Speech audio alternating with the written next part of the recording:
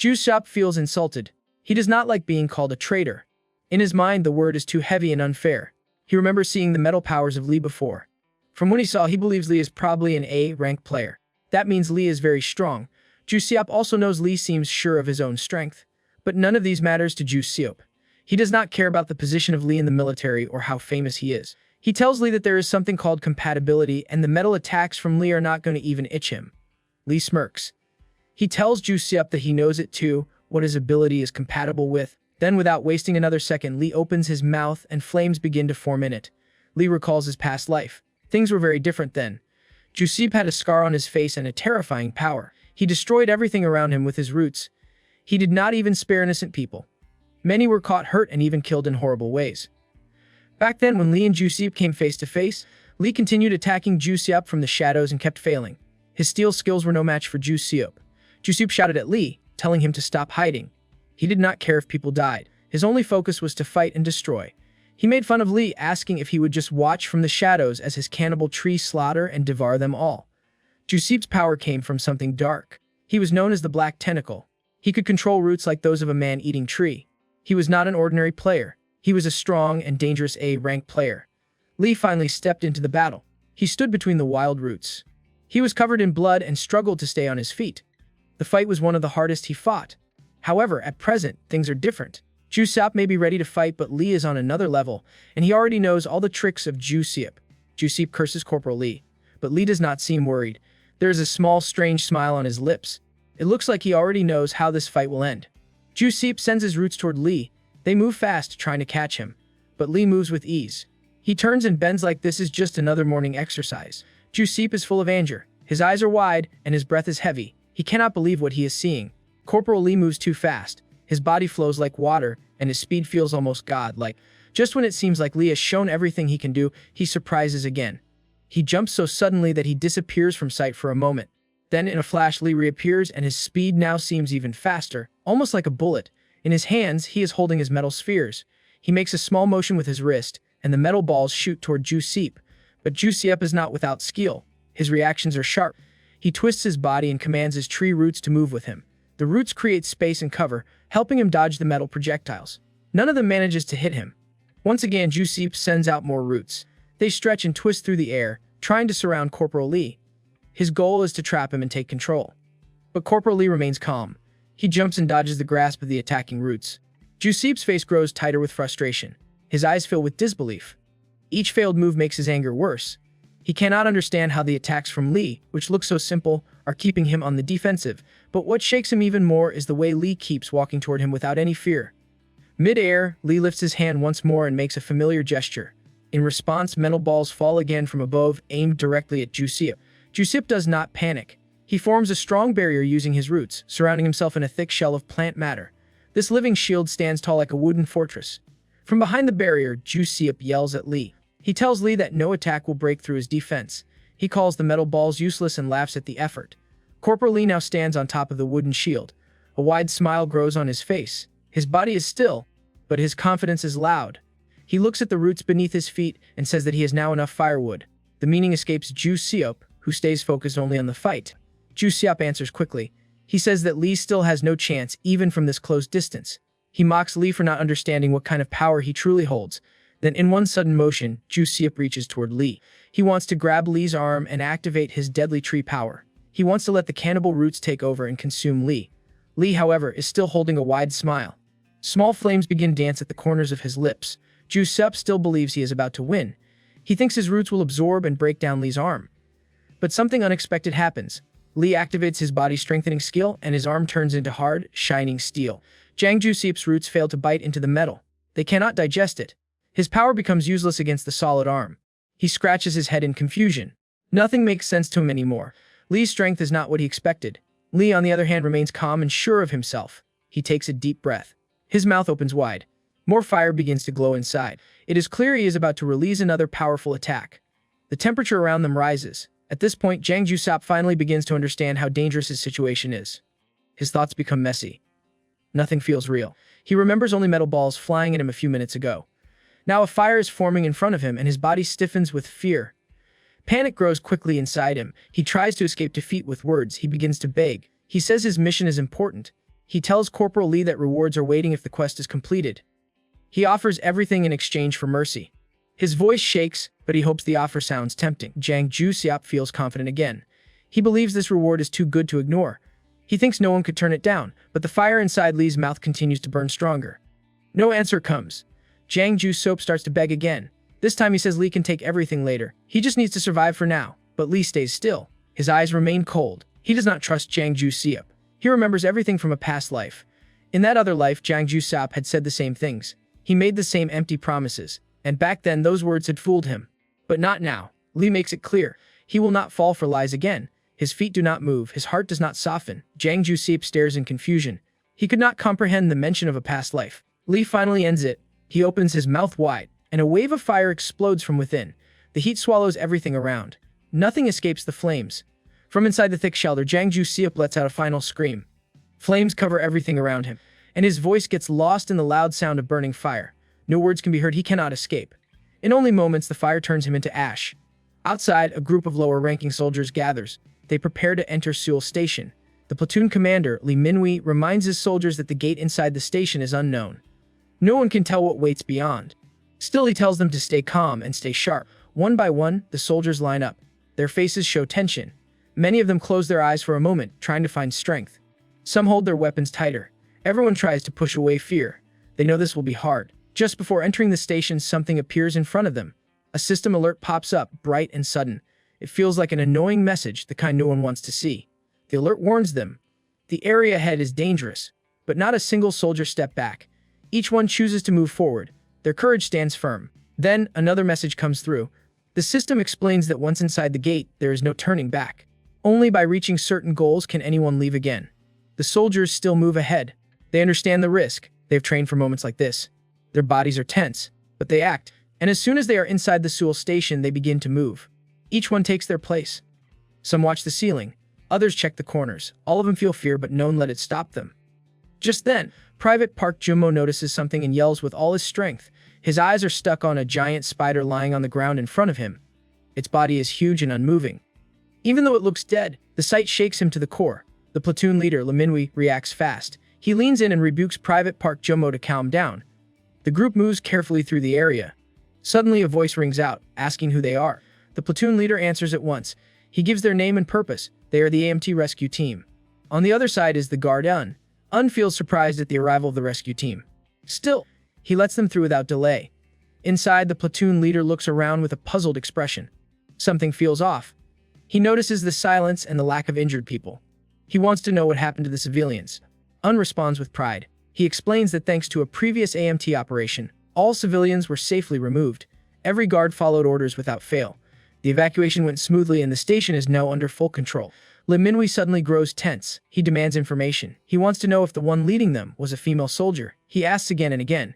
He wants to be sure she is safe. He sounds worried, almost desperate. Un does not expect this kind of energy. He steps back slightly, unsure how to respond at first. Then he finally shares the details. The female soldier is in nearby shelter helping to manage things. She is not alone. According to Un, another person is taking charge of the situation, someone named Corporal Hyun-wook. That name causes a shift in the air.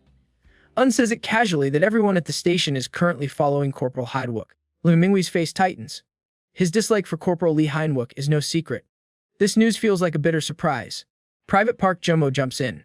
He asks if the one leading them with sharp hair and a strange smile. Un gives a quick nod.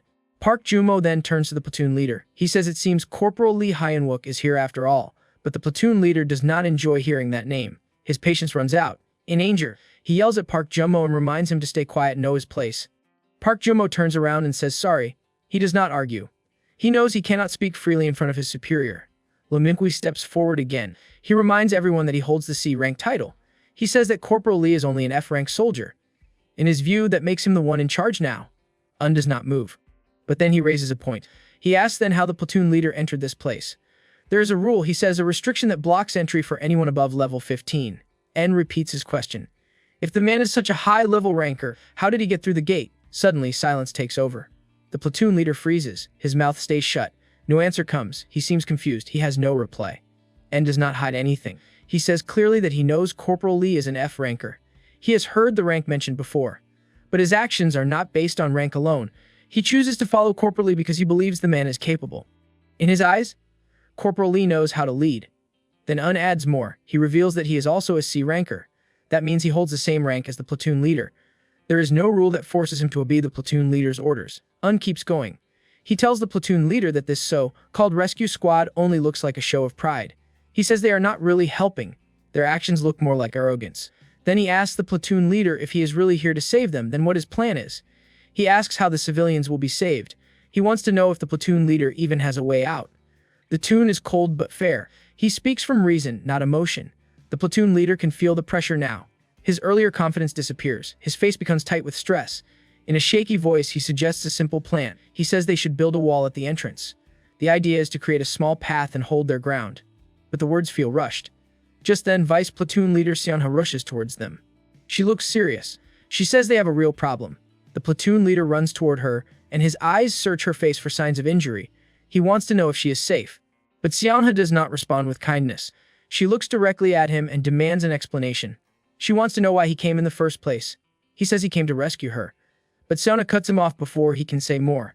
She tells him to stop pretending. She explains the real situation. The civilians inside the station have discovered that it is a double gate, and now panic is spreading. Not far from Kale's building, the civilians are shouting. Their anger fills the air. They demand to meet whoever is in charge. Their trust is broken. They want to know why no one told them about the double gate. One of the female guards steps forward. She tries to calm the crowd. She tells them that they wanted to avoid panic. That is why the truth was hidden. But her words do not work. A man in the crowd pushes back. He asks how they are supposed to trust the guards. He questions their loyalty and duty. He does not believe they care. Then he says something sharp. He claims the guards are only using civilians as shields. He says they are just trying to buy time, hiding behind innocent people. The crowd grows louder. Tension fills the air. The female guard responds sharply. She demands to know where such foolish ideas came from. She wants to shut down the rising fear. Someone in the crowd says that the truth came from the guard with a scar on his nose. Everyone turns to look. It becomes clear who they mean. Meanwhile, Jusiup is still alive. He is burned badly, but he is not dead. His skin is darkened from the fire, and his clothes are torn. But his attitude remains the same. He could not believe it. He seems to be in a state of shock. He speaks like he expected all of this. He says he was ready, but now he cannot accept the idea of losing everything. Corporal Lee is standing beside him, and his eyes do not show any sympathy. He holds his metal spheres again and tells Jusiup to stop complaining. Time is short. There are more important things to do. With a smooth motion of his hand, Lee sends the metal spheres flying. They cut through the air. In just a second, they reach their target. Jusiup meets his final end. No more tricks. No more words. Lee remains still. In his mind, he wonders why every villain acts the same. Their final speeches all sound alike. The regret, the lies, the empty pride. He feels tired of hearing it. Then, something strange happens. A bright light begins to shine. Lee squints and lifts his hand to block the glare. In front of him, a path begins to take shape. From empty space, a gateway forms. It grows wider and clearer. Two figures float toward the gate. Their movements are smooth. Their bodies glow. The figures become easier to see. They are angelic girls with peaceful faces and white wings. Their presence feels holy. Right then, a system message appears. It announces that his mana is recovering fast. His energy starts to refill. The angels move around him in gentle circles. They stay close like flowers drawn to the sun. Another message flashes that his health is also fully restored. The angels keep floating. Their actions are playful and light. But Lee stands without reaction. He does not smile. He does not speak. He looks like someone who has seen too much. He stays centered. Another system message appears. This one brings a new quest. The name of the mission is bold. Lightbearer, become the dawn of the world. The quest text explains what has happened. It says that Lee has stopped a traitor. The villain meant to destroy mankind, but Lee has stopped the plan. Now, as a reward for his act, a new path has opened before him. He can become something greater, a protector, a guardian. The angels stay close to Lee. Their wings create small breezes. They look peaceful and gentle. Then the system shows one last question. It asks if Lee accepts this offer. It adds the journey will turn him into the light of the world. Lee looks at the message, and then, without any hesitation, he tells the system, absolutely not. The two angels, who moments ago were glowing with excitement and full of light, now seem angry. They do not understand why someone would turn down such a grand quest. The system window flashes again. It asks once more if Corporal Lee truly wants to refuse. Lee keeps his eyes on the message. He thinks deeply about what it means to be a guardian. These quests sound noble on the surface. They speak of saving people and leading the world. The rewards are strong and dependable. But Lee knows better. He has lived through too much. He understands that humans are not simple. Their hearts and motives can shift. No matter how pure a quest begins, it can be twisted. Power in the wrong hands changes everything. He remembers Gordon Parsi. That man had once stood as a guardian. He was seen as a savior. But then came betrayal. The worst kind. A guardian became the world's enemy. Lee knows that kind of tragedy could happen again. The idea of losing his freedom to a quest does not sit well with him. His face tightens. With clear frustration, he repeats his decision. He rejects the quest once again. Then he turns his head slightly. To his right, the blonde angel looks disappointed. Her eyes are wide with disbelief. Her glow dims a little. On his left, the red-haired angel appears even more shaken. Her face shows anger just short of fury. The gate behind them begins to collapse. In one instant, the glowing portal fades. The light disappears. Everything returns to silence. Lee stands alone in the space left behind. He lifts his arm with calm control. A gesture opens something hidden. From the pile of bones nearby, a strange object rises. It is a key shining faintly. The system window appears again. It announces that he has received the top reward from the lucky event. This is the second Akashic Armory key. This item is not random. It is the very thing Ju Seop had been searching for. That villain, the one with root powers and a scared face, was willing to destroy innocent people just to get it. Lee considers this. If this is the reward from the main quest, then it must be important. The villains clearly want this key. That means it holds real value. He grins to himself. It is the kind of smile that signals he already has a plan. He chooses to keep the key. In his mind, this is the start of his own strategy. He wants to ruin every plot the villains have. This time, they will not succeed. At the same time, Gordon walks into the room where the civilians are gathered. His presence is strong. People see the scar on his face and begin shouting. They believe he is the one who revealed secrets to the crowd. Un listens, then explains. He says he is the only guard with a scar, but he did not cause this panic. He did not say anything to civilians. Still, the crowd refuses to calm down. A man steps forward, his voice loud and filled with frustration. He says it does not matter who said what. The guards still hid the truth. The fact remains, no one warned them about the double gate. In their eyes, the guards might use them as human shields. Their trust is already broken. Corporal Lee walks steadily toward the angry crowd. He cannot believe it.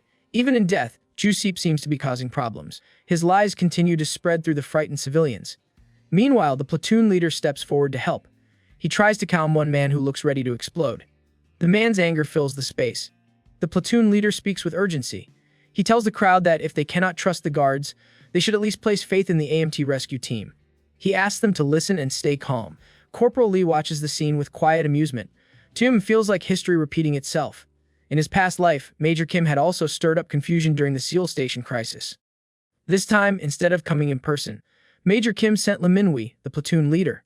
And just like before, the timing is perfect, right when Lee needs it most. The shouting continues. The same furious civilian now turns his doubts toward the platoon leader. He questions the idea of a rescue team with only 6 members. He mocks them, calling it the joke of the year. He demands to know what kind of rescue plan they even have. Before the crowd can grow louder, Corporal Lee steps forward. And just his presence silences many. He speaks with the force of command, and his voice echoes like a battlefield order. He warns everyone that if the second wave arrives, the danger will grow far worse. No one will be safe if they keep wasting time. But the 2 loudest men in the group still push back. They raise their voices. Their distrust only grows. They blame the guards, the military, and everyone involved for their current suffering. They claim they cannot rely on anyone. Lee locks his eyes onto the man in front. The look he gives is sharp and cold. It holds the weight of war and loss. Then he puts the question back to them. If they do not trust the military, then what solution do they offer? The crowd falls silent. Not a single voice answers. Even the platoon leader finds new words. Lee continues. He reminds everyone that the rail guards fought with everything they had. Many of them gave their lives to protect the civilians. He wants to know if that sacrifice is not enough. His voice grows harder. He looks around and asks if anyone in the crowd is brave enough to do the same. The 2 loudest men now drop their eyes. Their voices disappear. They cannot speak. The weight of truth presses down on them. The people around them stay quiet too. No one dares to challenge Lee anymore. But then the platoon leader tries to shift the mood. He criticizes Corporal Lee. He says Lee's cold glares and harsh words are too much. He asks where Lee has been this whole time. He demands to know why Lee only appears now, when things are already falling apart. Corporal Lee speaks with calm confidence. He tells the crowd that he has secured the double gate in the meantime. Nearby, Park Jumo lights up with joy. His eyes shine as he realizes that Lee has achieved something incredible. Standing beside him, Vice Platoon Leader Siana looks surprised as well. She has no words. The truth of the moment takes her breath away. Head Rail Garda nods slowly. In his mind, this level of achievement matches what one should expect from someone with an S-rank title. He shows no doubt. He simply accepts the result as fitting. But the platoon leader reacts in a very different way. His pride stings. He raises his voice, trying to discredit Lee's success. He accuses Lee of making everything up. In his view, one person could not handle such a task alone. He calls it a bold lie spoken in front of everyone. Corporal Lee remains unfazed. The attacks on his character do not bother him. His focus stays locked on the situation. He reminds the crowd that the second wave is close. There is no time to argue. He urges everyone to find shelter immediately. He speaks with clear urgency, hide now or suffer later. Un listens and moves without delay. He tells the civilians to grab anything they can, chairs, desks, anything useful, and build barricades. He leads by example, moving fast and guiding others to safe positions. The crowd follows, driven by his calm urgency. The platoon leader stands to the side. His face shows frustration. A sense of helplessness creeps in. He watches Lee command the scene without hesitation. Every word from Lee shifts the people into action. The platoon leader cannot understand how this is the same man he once looked down on. Nothing makes sense anymore. Near the portal, tension fills the air. The countdown to the second wave continues. It feels like waiting for a storm that everyone knows will hit hard. The atmosphere is thick, like the moment before a terrible sequel begins. In this heavy silence, Park Jummo steps towards Lee and Seonha. In his hands, he is holding the blade of Lee and the book of Seonha. He gives them their belongings. He tells them that he brought them because he believed they might be needed. Lee and Seonha accept the gifts. Lee and Seonha both nod in thanks. Now, Lee sits on the ground, his postures relaxed like someone preparing to tell a story beside a fire. His hand rises slightly. He signals everyone to come closer. He has something important to share. He begins to explain.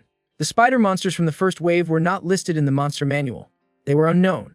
Despite this, his metal manipulation skills and the efforts of the guard force helped stop them. Still, something does not sit right with him. He says the attack felt too weak. For a surprise monster wave, the danger seemed lighter than expected. Standing nearby, agrees. He too sensed something strange. The spider monsters were strong, yes, but something felt missing. Their threat did not match the fear they had prepared for. Corporal Lee begins to share his thoughts. He says the spider creatures from the first wave might have been only the beginning. In his view, they were likely just the opening act. The real threat has not shown itself yet. Since this is the first wave, he believes the event is following stages like steps in a larger plan. His voice becomes more casual, though his message stays serious. He suggests that future monsters might use venom. He thinks the next creatures could still be spider-like, but more dangerous, with poisonous traits. He nods at the group and advises that they put on gas masks now. He says it might be a smart move. Better to be ready than caught off guard later. In the background, Minhwa stands still. His eyes are locked on the crowd, his jaw is tight. Steam might as well be pouring from his ears. Rage builds inside him. He cannot believe what he is seeing. Even Vice Platoon Leader Seonha stands beside Lee now. The guards, too, are listening with full focus. Every person seems drawn to Lee's calm authority. That level of attention burns at Lee Minhwa. He cannot stand it. Corporal Lee continues without noticing the bitterness behind him. He explains the layout of Seal Station. Its size and structure make it a dangerous place if poison starts to spread. He says that if gas is involved, the civilians inside could die quickly, so they must not fight within the station. They need to lure the monsters outside. He begins outlining a full plan. He tells the group that once the second wave begins, they must act fast. Their goal is to get the monsters to chase him toward the outer platform. The rescue team and the guards will split into small units. They will wait outside, hiding in places with good cover. These groups will not fight face to face. They will only attack from safe spots, just like they did in the first wave. Their job will be to slow the monsters down. They must avoid close contact. They only need to hold the creatures back, little by little. Then comes the critical moment. Lee says once he manages to damage or tear the spider's armor, that is when everyone must act. All attacks must focus on the exposed spot. If they hit hard and together, the monster will fall. Corporal Lee lays out the most important part of the operation.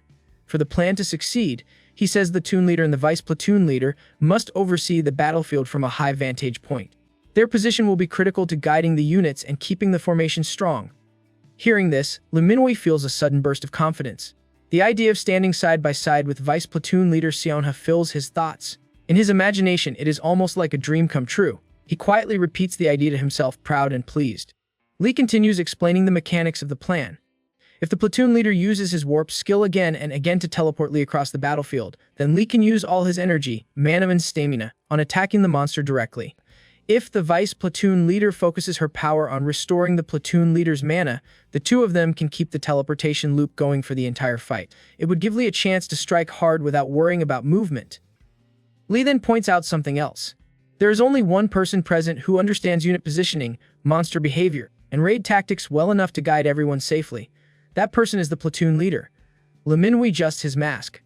His voice takes on a more formal tone. He says that with this strategy, their chances look good. He thinks they can make it through without heavy losses. Lee nods and responds. His tone is respectful but firm. He says the team will depend on the platoon leader now. Or perhaps more fittingly, he calls him rescue team captain. In his mind, Lee reflects on the plan again. With warp support from a C ranker like Lee Minhui, who is currently only level 15, their operation should go smoothly. Everything seems to fall into place. A short while later, a new gate forms in front of the group. Just like they planned, everyone takes their position.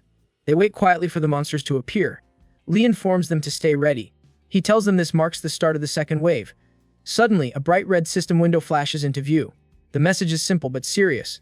The event has begun. The condition for clearing it is to either survive for 6 hours or defeat the boss monster. Right away, the gate opens and something massive drops to the ground. It is a spider, but not a regular one. This creature is enormous. The force of its landing shakes the ground. Dust and rubble scatter across the station floor. Lee watches it unfold with wide eyes. His mouth curves into a small grin. He feels certain they can handle this. The plan is solid. He trusts the team. But then the system issues another message. It clearly states that the enemy before them is not part of a wave. It is the final boss. Lee turns cold. This was not supposed to happen. His breathing tightens. His mind scrambles. He starts losing control of his thoughts. None of this fits the timeline. They were supposed to face weaker enemies first. The camera pulls back. The full shape of the monster becomes visible. Its legs rise higher than buildings.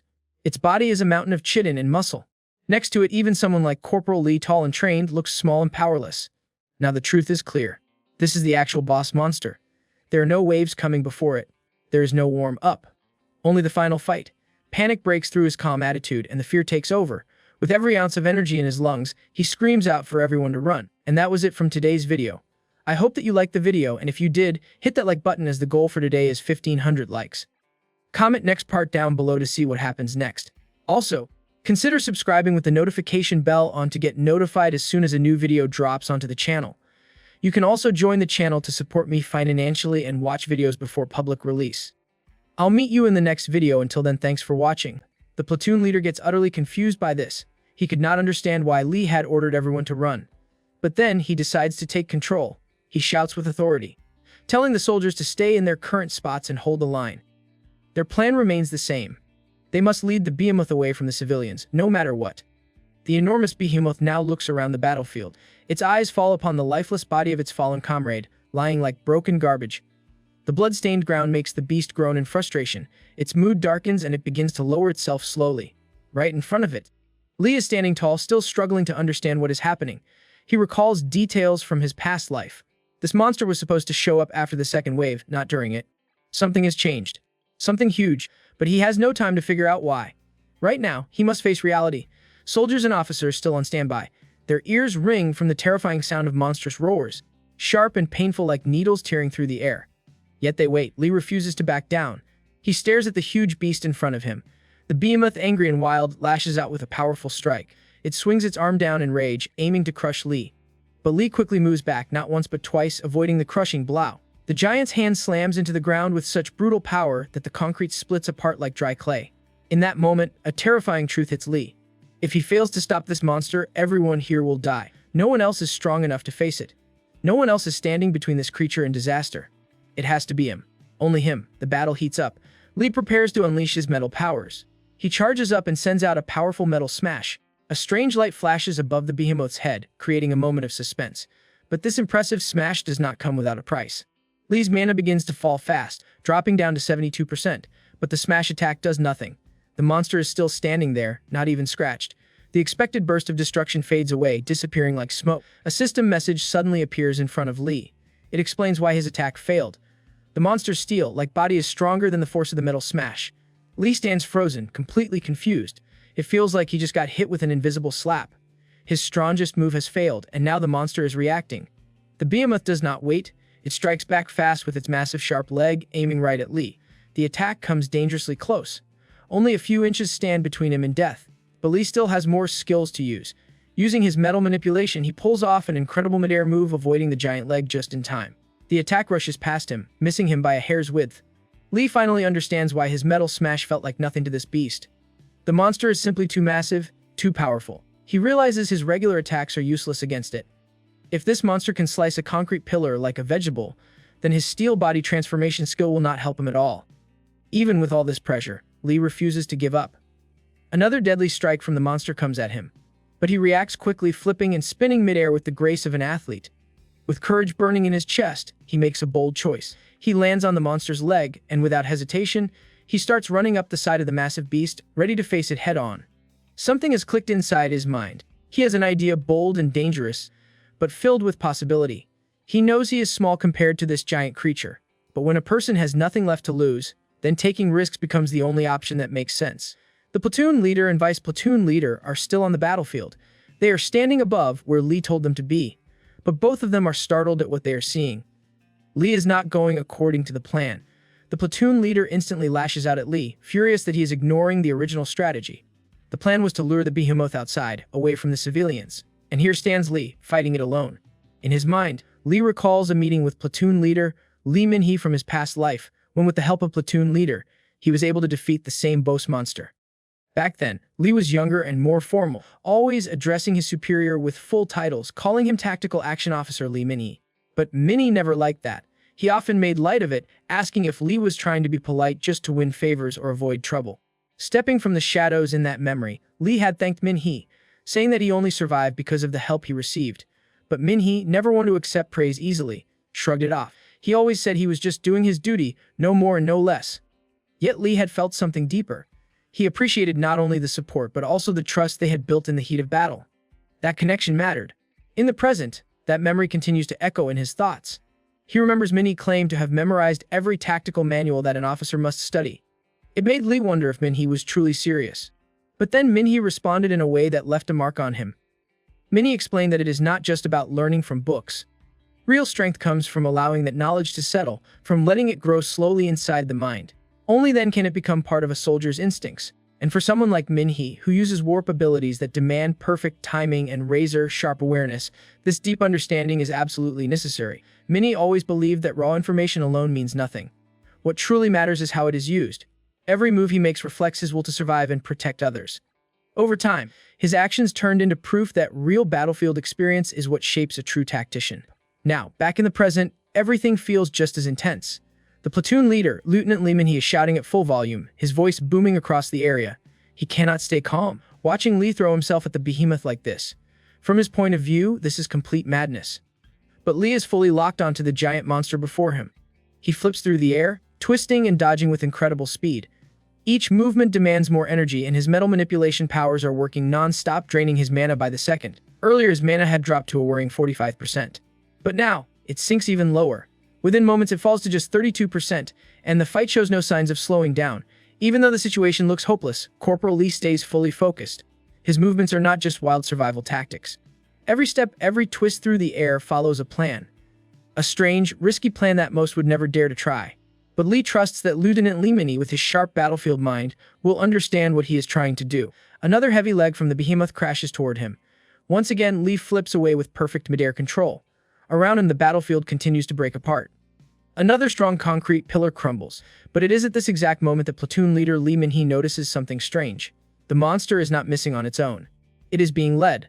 Lee is not just escaping. He is guiding the monster's strikes toward the very pillars that support the structure. That single realization changes everything. It makes Lee Min-hee nervous, even more than before. Because even if Lee manages to pull off this dangerous plan, the collapsing roof might destroy everything. One mistake could bury both the monster and Lee beneath a mountain of rubble. The risk is almost too high.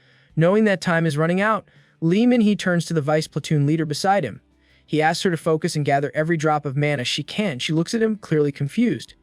But Lee Min-hee does not wait. He reveals his counter plan. He wants to open a warp zone, bigger than any they have ever made. At the exact moment everything falls. Back on the battlefield, Lee reaches the final stage of his plan. Only one pillar remains standing, and now his body feels like it is falling apart. Every breath is harder to take. His muscles scream with exhaustion. But still he pushes forward, racing toward the last pillar. His mana continues to drop, now sitting at a dangerous 27%. The monster seems to sense that Lee is reaching his limit. It raises both hands into the air. Then, in one brutal motion, it smashes them down with so much strength that the entire ground breaks open, exploding into broken stone and sharp debris. It looks like the end. Lee is barely able to move. But he refuses to surrender, and grabs onto the final pillar, holding himself up. Another massive attack comes crashing toward him. In a final burst of effort, Lee activates his body-strengthening transformation, and his skin turns to steel, trying to protect himself from the incoming blow. But this choice comes at a terrible cost. A system alert flashes in front of him, warning that pushing this transformation past its limit can lead to serious harm. As his mana is almost gone now, dropping to just 3%, barely enough to keep him standing, then the monster strike connects. The final pillar breaks apart under the force, and Lee is sent flying backward through the dust and destruction. The next moment, he slams into a wall with such brutal speed that the solid structure cracks open around him. The impact is powerful enough to shake the entire building, and thin cracks begin to run along its frame. The place now looks like it is one breath away from collapsing. It feels more terrifying than seeing a phone fall face first on a hard concrete. Lee remains stuck halfway into the broken wall. He knows the building is not going to hold for much longer. It is only seconds before everything crumbles. Still, he refuses to let the monster walk away from this disaster. He moves his hand slowly, reaching for the dagger at his side. Even now, even like this, he is ready to fight. With a mix of determination and disbelief at the madness around him, he begins to pull himself out of the shattered wall. He shakes, his strength almost gone. Yet his grip tightens around the weapon. He wants one last chance, one final stand. But before he can take another risky step, a loud voice cuts through the chaos. Platoon leader Lee Min-hee, glowing with enchantment energy, shouts with full force, trying to stop him. Lee Min-hee orders Lee to leave. The building is going to fall, and staying behind means death. But Lee does not move. Blood covers his face, his body barely holding together. Still, he stands firm. He believes that now is the only moment to activate the warp zone. It might be their one chance to survive, even if it means being caught in the rubble. Now the choice rests on platoon leader Lee Min-hee. The mission demands the monster's defeat, but his partner's life hangs in the balance. But with no more time left to hesitate, he finally makes the call. He channels the warp zone and triggers it directly under the monster. The air bends and twists, and suddenly the ground beneath the behemoth vanishes. The giant creature drops straight down, crashing to a lower level. And at that exact second, the building gives in. The floor begins to crumble first. Then the ceiling starts to break apart, chunks falling like rain. Dust fills the air. The monster looks completely confused, like a cat suddenly thrown into water. It barely has time to understand what just happened before debris crashes down on it. In the middle of all this chaos, Lee is still hanging there, covered in bruises and blood. His body looks like it has been through a storm, but a small grin forms on his face. Even in this condition, he feels proud. He says he knew Lee Min-hee could do it. He murmurs, "Good job, partner," and just then, the building finally collapses with a loud, earth-shaking crash. Lee Min-hee shouts at Lee, calling him a bucking moron, and everything disappears in clouds of dust and broken stone. The vice platoon leader watching it unfold freezes in horror and awe. She whispers his name, Lee Hyun-wook. A flashback from his past life shows Lee standing over the remains of the boss monster they just defeated. Around him, the battlefield lies silent and broken. The victory feels bitter. Too many lives were lost during this operation. He looks down at the fallen, then turns toward his partner. Doubt fills his voice. He wonders if he is truly fit to lead. The red-headed girl turns to him and stares at him sharply and unforgiving. She calls him out and scolds him without holding back. She calls his words weak and childish. She asks him who gets to decide what makes someone worthy. She questions whether he still cannot trust himself after everything they've been through. Lee does not respond. He stands still, her words now sitting heavy in his mind. Back in the present, the world shakes around Seoul Station. The destruction continues. Lee is still standing, but barely. His mana remains stuck at 3%. Every step takes effort. He begins to stumble, completely drained. His voice cracks as he speaks an apology to the ones who believed in him. Then he is about to fall along with the collapsing building. A memory flashes before him. That same woman from before holds on to the edge of his coat. A gentle smile rests on her face. She tells him that he should not carry the weight of everything alone. Her words offer quiet strength. She reminds him that when he feels uncertain, he should look into the eyes of the people who stand with him now. Their trust is real.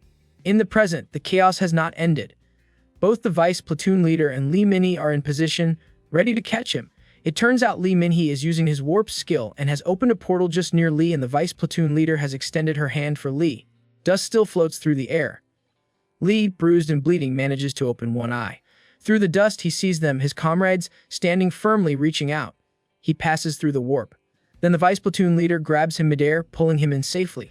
Min-hee is using every bit of his mana to keep the warp gate open. Sweat drips from his face as he holds on. But when Lee is safely on the ground, the gate closes with a sharp snap.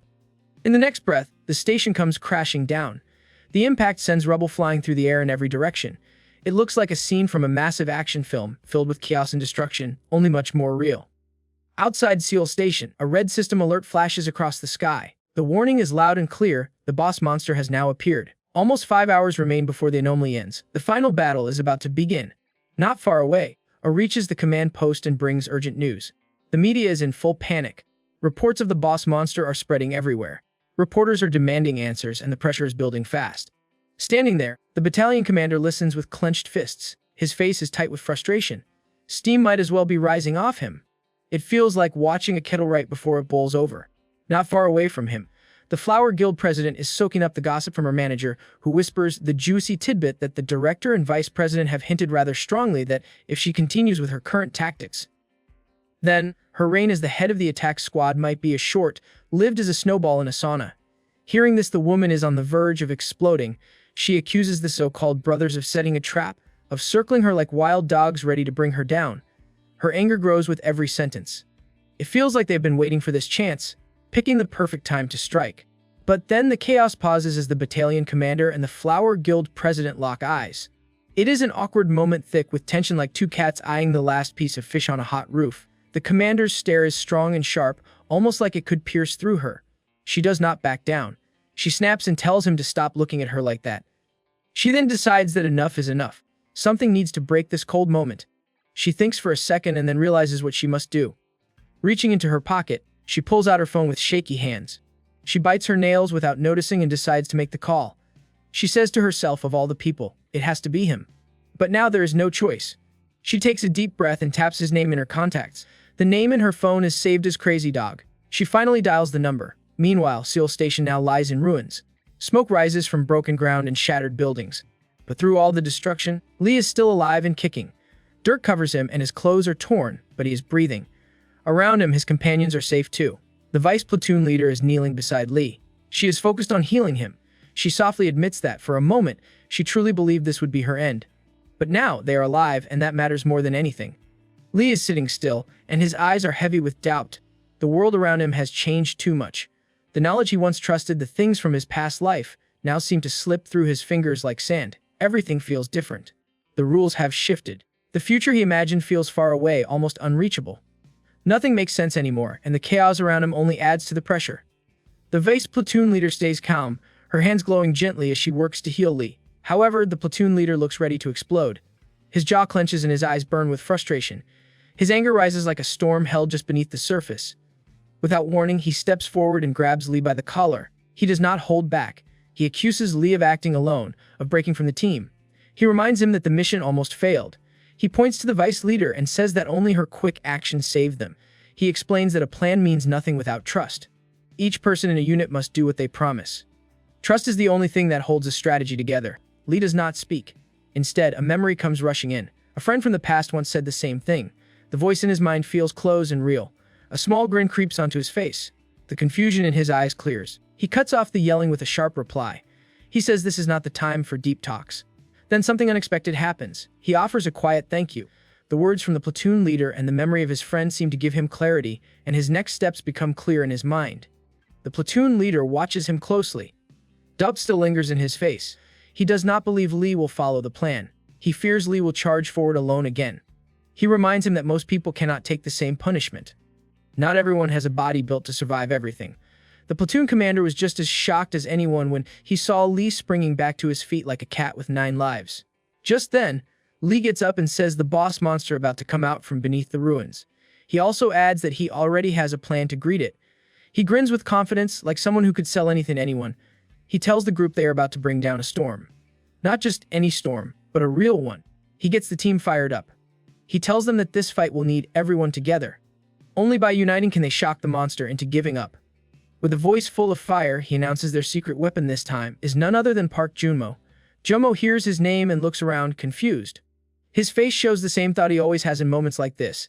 He wonders why it is always him being pushed into the spotlight. At the same time, far from the battlefield, a large, angry crowd gathers outside. People surround the battalion commander. They demand answers. A monster has appeared at Seal Station, and everyone wants to know the same thing. What will happen to the people stuck there? The noise grows louder. The commander feels the weight of their fear. He stays tense. Under pressure, he admits that more information is now available. A briefing is in the works. For the moment, he lets one detail slip. A second rescue team is already on its way to handle this disaster. The commander's words do not calm the crowd. Instead, they stir more frustration. People begin to shout louder. The idea that a dangerous boss monsters lose, and the military has only sent what looks like a weak rescue team does not sit well with them. Many in the crowd find it hard to believe. They wonder if the military truly expects to defeat such a powerful creature using what seems like low-level soldiers. The doubt spreads quickly through the gathering like smoke in the air. Inside Seal Station, the situation grows even more dangerous. The monster begins to stir again. With sudden rage, it wakes and throws heavy chunks of debris in every direction, like someone tossing confetti at a celebration. Its entrance this time is full of fury. Its eyes burn with anger. It cannot believe that humans dared to trick it. The sound of its roar fills the whole area. The force is so strong that the corporal and the vice platoon leader lose their footing and stumble back. The monster rises off the ground and suddenly senses something above it. There is a giant water bubble floating in the air, hanging there like a trap waiting to fall. The officer gives the signal. Without delay, the guards move into position and release the bubble. The massive sphere of water crashes onto the monster. For a moment, there is silence. Then, the creature shakes itself free. The water has soaked him up. Without wasting any time, the guards move fast and activate the amplification rune. Power begins to gather.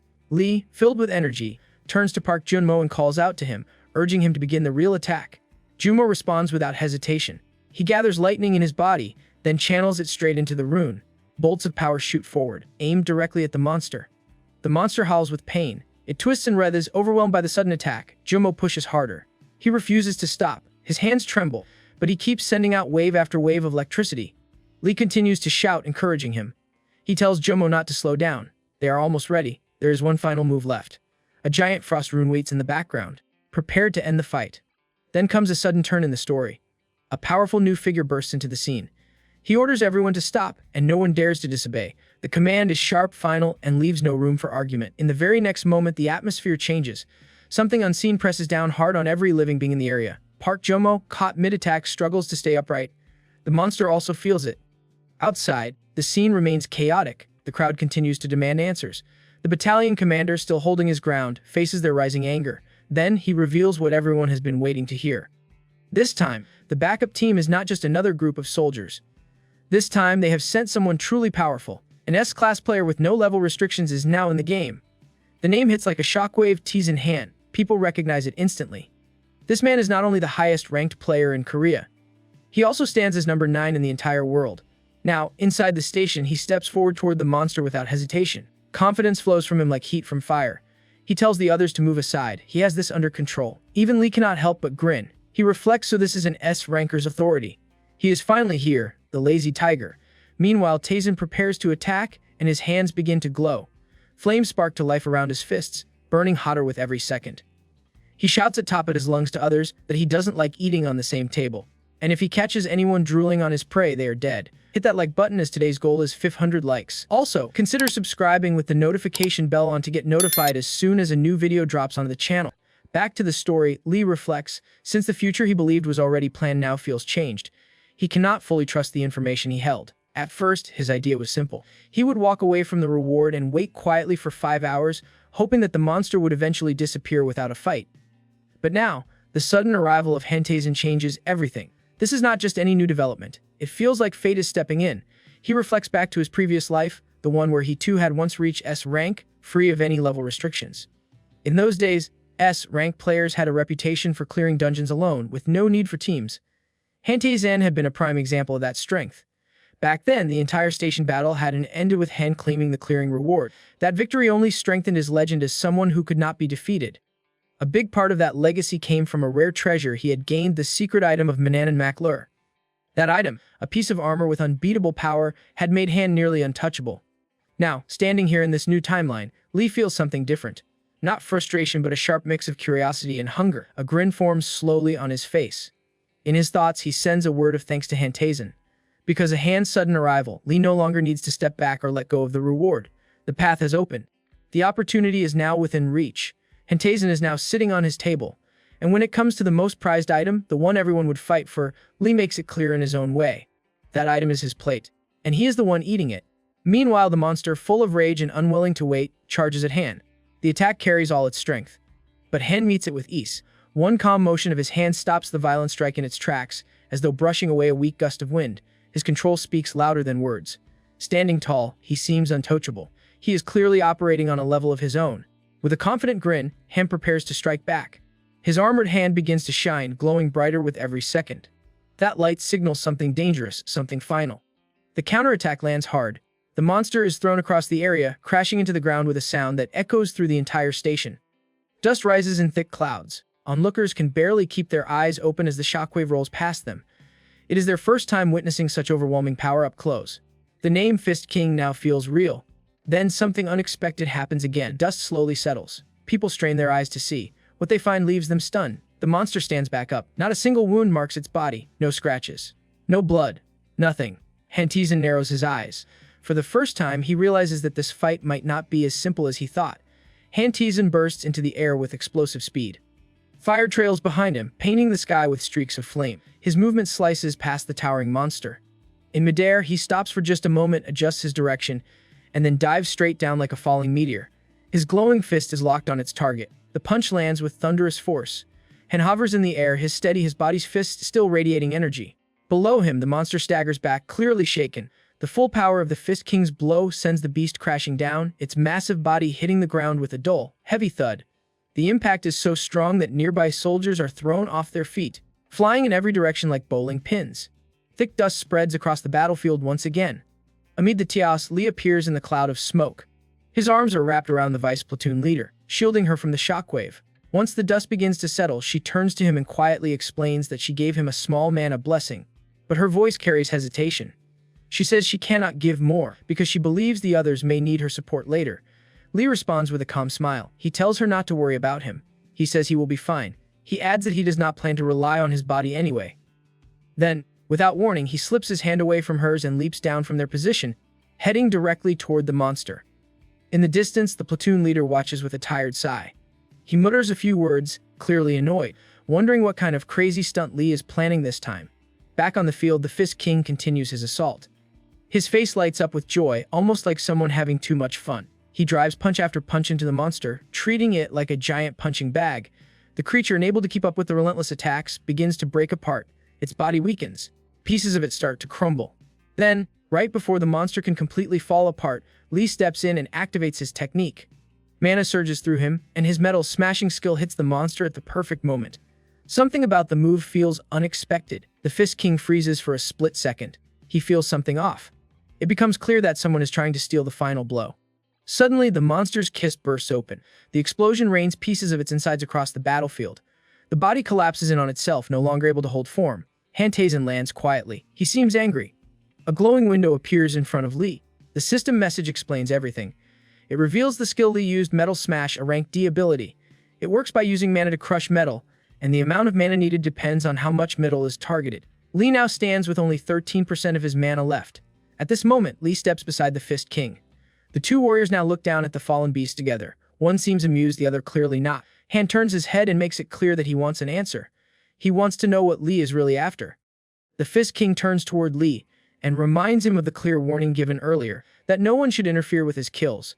Yet here Lee stands, trying to snatch victory away at the last second. The frustration in his tone is clear. To him, this is a line that should not have been crossed. But Lee has no intention of backing down. He calls out the Fist King for acting without honor, pointing out that even someone with an S-rank title should follow some kind of code. His words hit a nerve. The Fist King's anger begins to boil over. He snaps back, demanding to know what exactly Lee is accusing him of. In his mind, he has done nothing wrong. But Lee delivers a sharp reminder. He brings up that it was actually Han who had interrupted their raid first. That action, Lee argues, had already crossed the line. So, by that logic, this kill rightfully belongs to him. The Fist King lets out a harsh laugh, clearly not convinced. He questions whether someone like Lee could have ever taken down the monster on his own. But Lee remains calm. He tells Han to step aside, making it clear that this fight is not over. Tension spikes. The Fist King's patience snaps. He claims that one punch would be enough to end Lee right then and there. But just then, the Fist King notices that a dagger is already on its way to kill the monster. He realizes Lee has already acted. Han calls Lee a sneaky custard, and in the next moment he launches forward and rushes at the monster with everything. Neither one is willing to give up. Each wants the final blow. Each wants the glory. The blade moves fast towards the monster, and Lee shouts back at Han, reminding him of one simple truth. It was their squad, the people who stood and fought from the beginning, who held the line. It is not right for someone to show up at the final moment and take it all. Behind the dagger, the Fist King pushes hard, eyes locked not on the monster, but on the dagger. He is determined to strike before Lee finishes it. In the middle of this wild race, the monster stands as the center of attention. Both of them reach the monster at the same time. The dagger slices deep into its body. Right after, the Fist King's burning fist crashes into the beast. The monster jerks back violently, its body shaking as lightning and fire tear through it from both sides. The Fist King does not slow down. He pulls back for one final strike, gathering power into his fist. The next blow lands with explosive force, shaking the battlefield. The monster crashes down, flames bursting out in all directions. Fire and heat roll across the area like a wave. With that, the darkness begins to lift. The thick black mass that had swallowed Seoul Station starts clearing. The monster is finally defeated. Bit by bit, the strange fog clears. The Seoul Station is free once again. Outside the station, people begin to talk. Word spreads quickly through the crowd. They whisper to one another that the monster fell in under 5 minutes once the Fist King entered the battle. To them, it feels like a miracle. From inside the station, survivors slowly step into the light. They had been trapped for hours, unsure if they would ever escape. Among them, the girl from earlier spots her mother. She runs straight to her face full of worry. The mother quickly wraps her arms around her daughter, gently telling her that everything is fine. But the moment feels heavy and tears begin to flow. Around them, others begin to realize that the danger is over. Relief spreads, smiles return. Some cry, others simply sit in silence. They all feel the same thing: safety after so many long hours of fear. Television screens across the city light up. Reporters call it nothing less than a miracle. Every single person inside Seoul Station has survived. The news carries excitement and disbelief. Then another message appears, not from the news but from the system itself. The notification confirms the fall of the monster, the venomous ironclad Spider Queen. It congratulates the survivors, acknowledging the nightmare they endured. Then it adds something else. There will be special lucky rewards for those who stood through it all. Back at the scene, the Fist King reads the system message, but his expression shows no joy. His eyes narrow slightly. His fists clench. He is not smiling. The system congratulates him for assisting the monster. He is ranked 2, and a lucky reward is being given to him, not the final credit. The truth hits him hard. That explains the silent fury burning behind his stare. Meanwhile, the dagger of Lee is still in the body of the monster, and green energy starts flowing into it. The system says an unknown energy is imbuing his cloud blade, and its current progress has reached 24%. The system also confirms that Lee is the one who landed the final strike, and he is ranked number 1. Then, the moment he had waited for finally arrives, as the system delivers his reward for defeating the monsters. He receives it with calm pride. In his hand now rests a bracelet, one he remembers well from his past life. He had longed for it back then. Now, it belongs to him. His eyes widen as he stares at it, a quiet sense of victory settling into his heart. A new system window appears in front of Lee. The message is clear. He has obtained Manhwa Makler's secret armor. The text describes it as a hero-grade relic. This is not just any item, it has the ability to grow stronger through battles. The armor, when filled with mana, forms a thin, nearly invisible layer across the user's skin. It adds no weight yet provides powerful defense. The window also reveals something more. The armor includes hidden subspace, perfect for storing items in secret without carrying bulky bags or visible gear. Lee grins widely like someone who just stole the last slice of pizza. He is the one who walks away with the victory. He has finally got it. Nearby, the Fist King watches, his face full of disbelief. Filled with irritation and anger, he calls Lee every name that comes to mind. He wants answers. He wants to know how this happened and where is his reward. But Lee is not in the mood to explain. The heat of victory still burns in him. He takes the bracelet and eats it with zero hesitation. The Fist King loses his patience completely.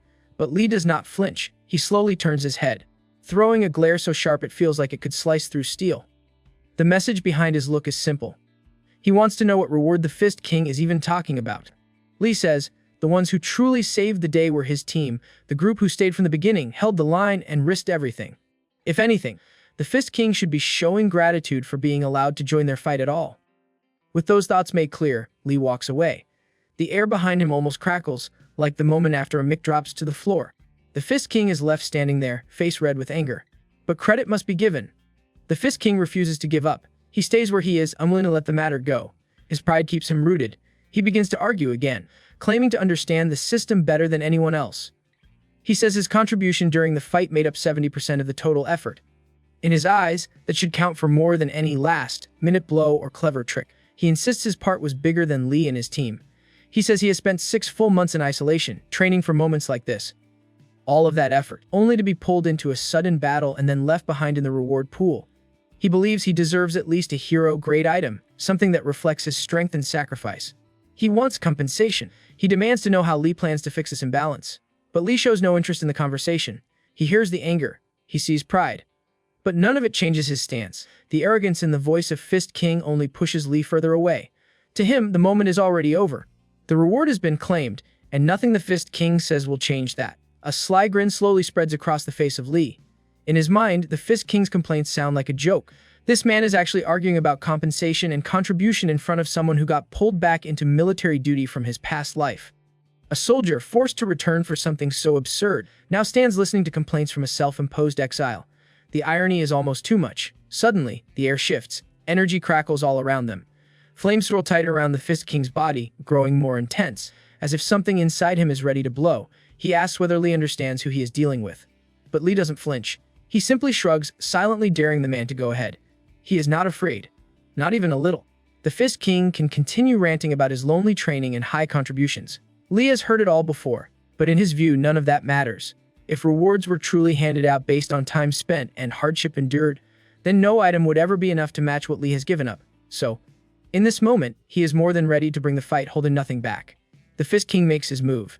He launches forward, powered by rage. He pulls his fist back, charged with enough force to make legends tremble. It looks like nothing will stop this impact. Then, everything freezes. The world itself seems to pause. Movement halts in midair. Sounds cut off. Two unexpected figures rush onto the field, like guests crashing into a party that was never meant to be theirs. The battalion commander arrives, followed closely by the Flower Guild president. The Flower Guild president, Yu Haina, shouts at Hantazen and asks him what the hell he is doing right now. The Fist King stops in disbelief. Lee, on the other hand, looks completely amused. The battalion commander asks them the gate is closed, so why they are throwing punches at each other. Lee mutters to himself, right timing. He sees the moment for what it is, and with a smooth smile, he grabs the fist of Fist King and compliments the Fist King, saying, "Good work. Great tiger, Mr. Hantazen." Lee adds it was an honor to meet him. The Fist King just stands there, caught between confusion and embarrassment. Lee says he will get going now and leaves. Lee then goes toward the battalion commander and then lifts his hand in a playful salute to his superior. The battalion commander watches this with a wide smile and asks Lee if he is okay. Lee keeps saluting and assures his superior that he's fine.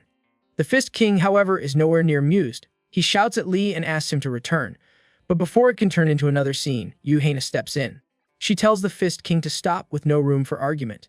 She openly admits she has no clue what any of this is about, but at that moment, all she wants is silence. She tells him that above them, news choppers are hovering in the sky, catching everything. Cameras zoom in, broadcasting the chaos of Seoul Station to viewers across the country. Every word, every gesture, every flash of magic is going out live. Haina turns to the Fist King, pointing out the reality he now faces. If he continues making a scene, the situation will only spiral. The tension will become really impossible to manage. More importantly, the reputation of the Blue Flower Guild, his guild, will take a hit. The Fist King, still angry, realizes that he's cornered. Whatever pride he feels is not enough to change what is already unfolding. Just then, another voice booms across the field, commanding everyone to make way. The words carry authority. Something big is coming. A portal begins to open in the air. From within, the Brigadier General makes his entrance. He floats down, completely composed, as if the entire station belongs to him. His presence turns heads, freezing the noise for a moment. He turns his gaze toward the Fist King. There is amusement in his eyes. He remarks on how the Fist King is still here, still hanging around, looking more like a sulking student than a mighty warrior. The Fist King avoids eye contact, clearly not enjoying the idea of walking away empty-handed, without glory medals or recognition. The general scans the scene further, and his attention settles on the Flower Guild president, standing still and quiet. Something about her presence catches his interest. With a curious tone, he points out her identity, recognizing her as the daughter of the Blue Flower Guild's master. He asks her whether there is any kind of trouble. Yu Haina responds with ease. She greets the Brigadier General and gently brushes off his concern, saying there is no problem at all. The gate is already closed. The general offers a small nod. He says, of course, if the Blue Flower Guild is involved, then clearly nothing is wrong. The guild president picks up on his tone. His words may sound polite, but the message underneath is clear. She understands it perfectly. The Brigadier General now turns his attention to the lieutenant. The soldier responds immediately, offering a sharp salute, his posture firm and respectful. Not far off, the Flower Guild president focuses on the Fist King, her tone cold and demanding. She begins to question why Seoul Station looks like it has been torn apart, almost as if a storm passed through unchecked. Her voice carries disappointment. This was supposed to be handled cleanly and easily by an S-rank powerhouse. But the Fist King is still too bitter to care about appearances. His mind is stuck on the fact that someone else took the spotlight. Then, without any warning, he drops the truth that stuns everyone nearby. He did not destroy Seoul Station. He also did not come out on top during the raid. The president freezes. Her expression shifts fast, pure disbelief. The words hit her harder than expected. She demands clarity. She wants to know what he means by not being ranked first. The Fist King offers no more explanation. He reminds her that he has done everything expected of him. His part is finished. Now, he expects her to fulfill her end of the deal. Without waiting for a response, he lifts into the air and takes off. The shock of his departure lingers. The guild president watches him go, her thoughts racing. Her face still shows disbelief. The Fist King, one of Korea's top S-rankers, did not place first in what should have been a basic level 15 event. Her mind races with a single question. If not him, then who? Meanwhile, Lee now stands face to face with the Brigadier General. The older man's voice carries both confusion and suspicion. He brings up Lee's official military records. According to the data, Lee should only be able to control around 300 grams of metal. But new reports suggest he is manipulating far more than that. The general begins to suspect something unusual. It sounds like he's beginning to realize that Lee might have taken the top spot in the raid. He suggests that either the official records are flawed or that Lee is hiding his true power. From nearby, the Flower Guild president listens in, and her forehead begins to sweat. For the first time, she wonders if this man in front of her might actually be an F-ranker, just as the records claim, and yet something about him feels completely different. The general, still wearing a pleasant smile, seems amused by the entire situation. He invites Lee for a walk, insisting that a full report is needed. Even now, in the middle of chaos, he somehow finds time for a calm debrief. The Flower Guild president remains frozen in place. Everything she thought she understood now feels uncertain. A headache begins to press behind her eyes as she tries to make sense of what just happened. Lee walks side by side with the Brigadier General. Every step is measured. He knows exactly who walks beside him. The general is not someone to take lightly. His strength alone has earned him the nickname of a tactical nuclear weapon, and his intelligence is just dangerous. Even the necromancer, someone feared by all, had tried several times to take him out, each attempt a failure. That says everything Lee needs to know. This man does not just survive, threshes them. After a few silent steps, the general finally speaks. His tone sharpens, cutting through the quiet. He demands a full report of what happened earlier. Lee immediately straightens up, posture shifting into military form. He knows the general is suspicious. Something about his performance today does not match what's in the system records. Now face to face, Lee stands in front of General like a disciplined soldier, focused and ready. This is the moment to speak carefully. When this man starts asking questions, guessing or fumbling is not an option. He begins explaining. Not long ago, during his battle with an elite monster, something strange occurred. His powers suddenly jumped, and an achievement message appeared. After that, everything changed. Instead of only controlling 300 grams of metal, he is now managing 17 kilograms. Not only that, but a few new skills also came with the sudden enhancement. The general listens with interest. He comments on how rare achievement systems are, almost as rare as quests. But Lee is not distracted by that. His main goal is to keep one truth hidden. The world must not find out that even an F-ranker can evolve. A broad smile forms on the general's face. He looks intrigued, but Lee can tell the man remains unconvinced. The general says that based on what he witnessed, Lee should not be ranked F at all. His current strength and ability place him closer to a C-rank fighter, or possibly higher. Lee begins to sense the next step. The general might be thinking about recruitment.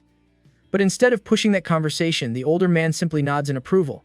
He compliments Lee on a job well done. Then, in a tone that almost feels casual, he offers a reward. Anything Lee wants, a magical item, armor, or something else entirely. All he has to do is name it. Relief washes over Lee when he realizes that the general is not trying to recruit him. That single fact lets him breathe easier. In that space, a bold idea takes shape in his mind. He sees a rare chance, one that might never come again. His grin stretches wider. There is something he wants, something big. Without showing hesitation, he lifts his eyes and calmly suggests that maybe even a brigadier general would have trouble granting his request. He frames it like a challenge, carefully worded, but still direct. The general's interest grows stronger. He wants to know what kind of item would make someone question even his authority. Lee answers without blinking. He says he wants Fail Not, a hero rank artifact said to be one of the general's personal treasures. The moment the name is spoken, something shifts. A wave of realization hits the general like a jolt of lightning. Whatever calm he held disappears almost instantly, his reaction far more honest than expected. Then the general suddenly throws back his head in laughter. He shakes his shoulders and one hand clutches his side. The laughter rolls out loud and long. His face lights up like someone just delivered the perfect punchline. With playful amusement in his eyes, the general offers Lee a vague promise, something along the lines of revisiting this request once Lee earns another badge. Lee responds the only way a soldier, straight, voice firm. He gives a polite, crisp reply, accepting the moment with full formality. The general turns and walks off, still chuckling under his breath. Lee watches him go, unable to hide a tiny bit of disappointment.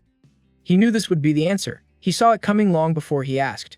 Of course, the general would dodge the request with the skill of a seasoned politician avoiding hard questions. Still, he feels no real regret. The outcome is more than enough. A quiet promotion means Lee can stay under the radar. No big spotlight, no heavy responsibilities. Just more time to grow, to evolve, and to prepare. In his eyes, that alone is a solid win. A few days have passed, and Lee is back in his 3rd Armored Brigade, 1st Battalion. Inside the barracks, a familiar system window appears before Lee. The message shows that Manhwa and Mackler's secret armor is still being processed. The current body furnace efficiency reads at 150%, and there are about 6 days left before the metal absorption process is complete. Lee is sitting on his bed, visibly annoyed. The wait feels endless. Still, he reminds himself that this is a hero-grade relic. Items of this level are always harder to absorb. It's normal. Patience is part at moment breaks. Park, his Kwaima, walks in, full of casual energy. Behind him stands Private Minja Choi, an E-rank chaser who quickly starts complaining about the constant training. Lee responds by pulling up his shirt to reveal the full mess of bruise across his torso. The message is clear. His body has already taken a beating. Soon, 3 more familiar faces enter the room: Taeyong Choi, Sungmo Park, and Kang Jin Kim. Taeyong tells Lee that he can just coach them. Sungmo says that is right, and Kang Jin adds that they will follow behind him. Their arrival brings a warm presence. Lee pauses for a moment, reflecting on everything. The memories of recent battles come flooding back. Through all the chaos and danger, one thing remains steady: the bond they share. Built not through easy days, but through fire, pain, and shared risks. In those dark moments, these friends never wavered. Their support stayed strong, even when death felt near.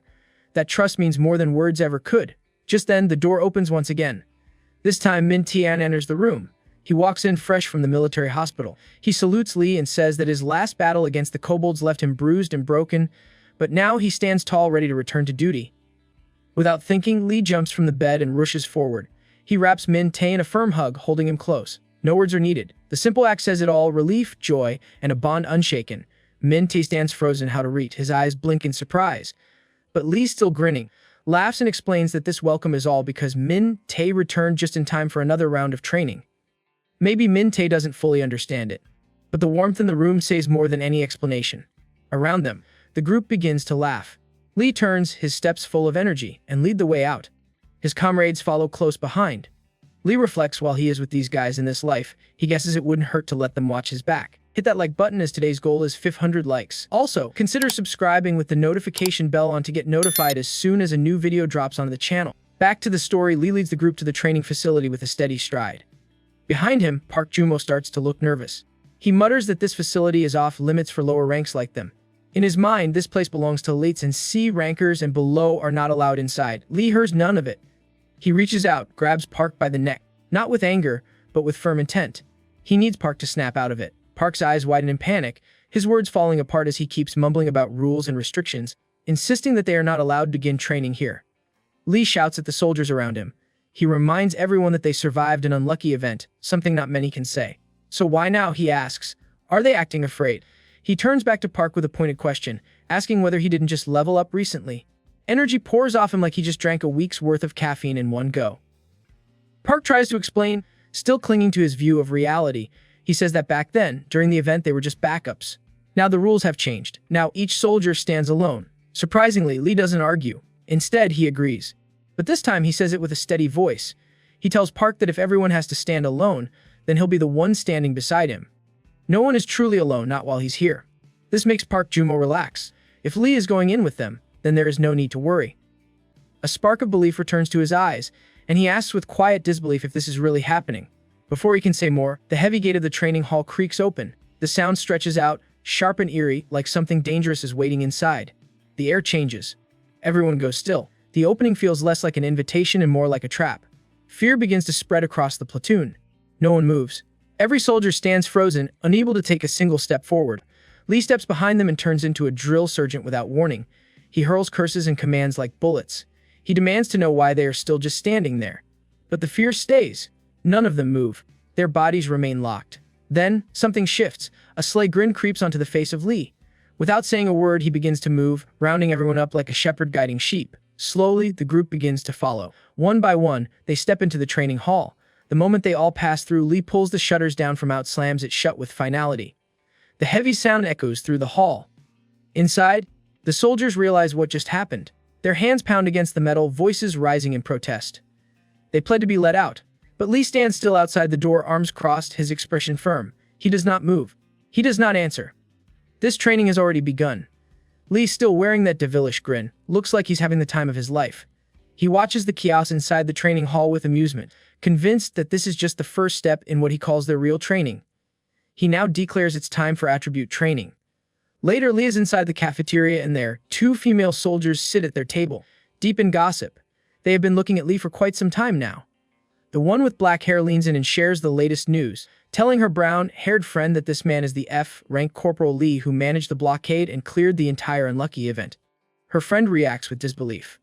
She says she imagines someone totally different, maybe a huge, muscular guy. But clearly the real version doesn't match that picture. Lee, meanwhile, is busy buying chocolates for his soldiers. He thinks that these sweets might cheer up his soldiers. Then, a wide grin spread across his face, almost cartoon-like, showing how pleased he feels. He believes the stuck team will finally level up, and that thought excites him. Soon, a strange itch bothers him. He begins to scratch at his ears, wondering what is making them so irritating today. Nearby, he notices Seo Una giving instructions to two soldiers. She tells them to buy supplies based on the number of workers in each company. She looks busy and focused, but her eyes soon land on Lee. She notices his presence and questions him, wondering why he is not attending his personal training session. Lee stays calm and confident. He gives her a smooth excuse, saying that he is at the PX to get energy supplements for his hardworking subordinates. He tries to sound casual and helpful. At the same time, Sanguk walks past and throws an annoying glance at Lee. Seo Unha remains dopeful. She does not believe his story so easily. She asks him about a rumor that he earned something called the Dunce's Rebellion achievement. Lee replies with simple, clear confirmation. Still, her eyes stay sharp. She says his report about his amazing performance seems strange. She asks again, this time more directly, wanting to know what he is hiding. Lee tries to stay calm, but a nervous smile appears on his face.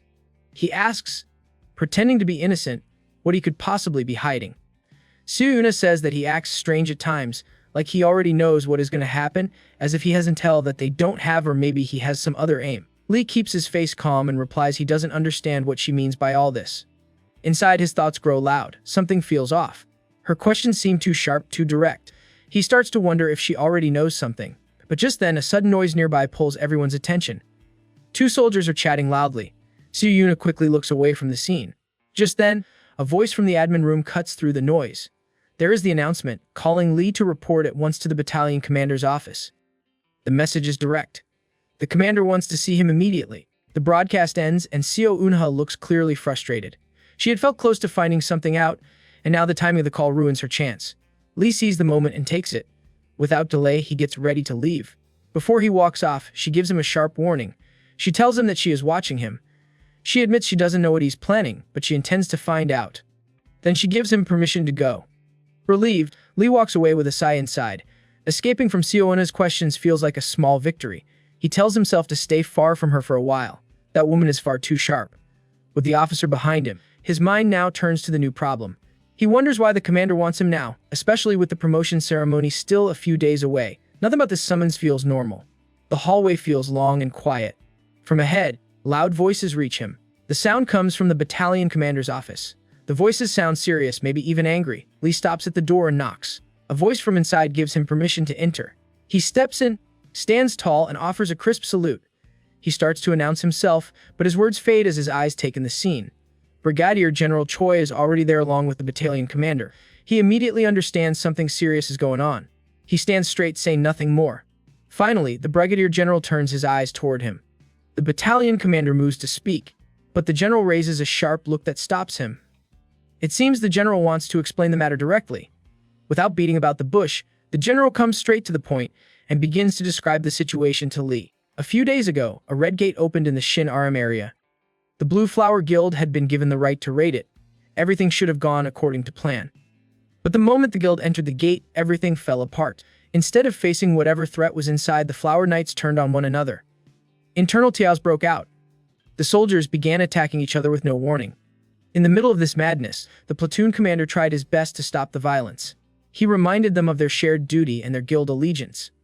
But nobody listened. The attacks only grew worse. The knights no longer saw comrades, only targets. Even the commander became one of them. His own team chased him down. He died a slow, painful death at the hands of those he once led. He says that the Red Gate has now been labeled a trouble rank 3. This hits Lee hard. The meaning is clear. After 3 failed attempts to raid, the entire organization is seen as no longer able to handle it. Now, at least 2 or more forces must combine their strength to deal with it. Lee stands frozen, his mind full of racing thoughts. Nothing like this happened in his previous life. This is all new, something about it feels deeply wrong. The Brigadier General keeps speaking, calm but firm. The Red Gate has an energy limit of level 18. No more than 30 players are allowed inside. Reports say the gate is classified as a zombie dungeon. No one can leave until the raid succeeds. That rule makes it a death trap. The weight of the situation finally begins to press down on Lee. Each new detail makes the mission feel heavier, the risks clearer. Then the Brigadier General says something that shakes him even more. The Red Gate belongs to a necromancer, the commander of the dead army. Lee feels fear rising inside. He does not even want to imagine that such a figure has appeared. His thoughts spin fast. This is not just another gate. This is something far worse. The Brigadier continues without pause. Even the Blue Flower Guild, known for its pride and strength, entered the dungeon and lost valuable new recruits. The mission ended in failure. Normally, he explains, dungeon raids like this fall under a guild's responsibility. But now, something shifts in his expression. It grows colder, more focused. He says clearly that Lee is the best choice for this raid. The battalion commander does not hide his feelings. He looks disappointed, clearly against the idea. He turns to Lee with doubt and openly asks if Lee is even capable of doing it. Lee remains silent for a moment, thinking. This situation is unlike anything from his past life. The possibility of facing a necromancer adds another layer of fear, but despite all of that, something inside him hardens. He chooses to face it. He gives his answer, calm but clear. He will take the mission. The Brigadier's lips curl into a pleased smile. The battalion commander still looks shocked, unable to believe Lee actually agreed. Before moving into the full mission plan, Lee decides to push his luck. He mentions that his current weapon is useless, saying it could barely scratch a tin can.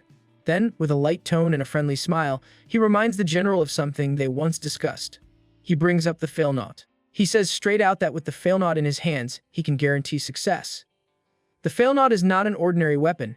It is a legendary tool known for its power to strike with perfect accuracy. People link it to Sir Tristan, one of the knights from the tales of King Arthur. The magic in the weapon allows it to hit without fail, but there's a limit. Once used, it vanishes. Even Brigadier General keeps it locked away as a last resort. But Lee is different. He can control metal. In his hands, the failnaught might become something far more dangerous. The moment Lee makes his bold request, the Brigadier's face lights up with a wide smirk. He makes one thing clear. This is no gift. This is a deal. If Lee fails, he takes all the blame. No protection, no excuses. Lee doesn't flinch. He agrees with a grin full of confidence and danger. He enjoys the thrill. In his mind, bigger risks mean bigger rewards. With his weapon secured and the mission set, Lee feels excitement rise in his chest. What waits ahead is dangerous, but to him, it also smells like victory. In most cases, dungeon raids are led by executives, people with rank and experience. But this time, the Brigadier General chooses Lee, a regular soldier, for the role. Lee quickly figures out the real reason. This is likely part of the ongoing rivalry between the Brigadier and Jayhawk, the master of the Blue Flower Guild. Lee understands the game. If he pulls off the raid, it becomes a powerful message. A common soldier rising above an elite player from the prestigious Blue Flower Guild would be a statement no one could ignore. Even if he fails, the damage is small. Officially, they are only joining as backup. The main responsibility still lies with the Blue Flower Guild.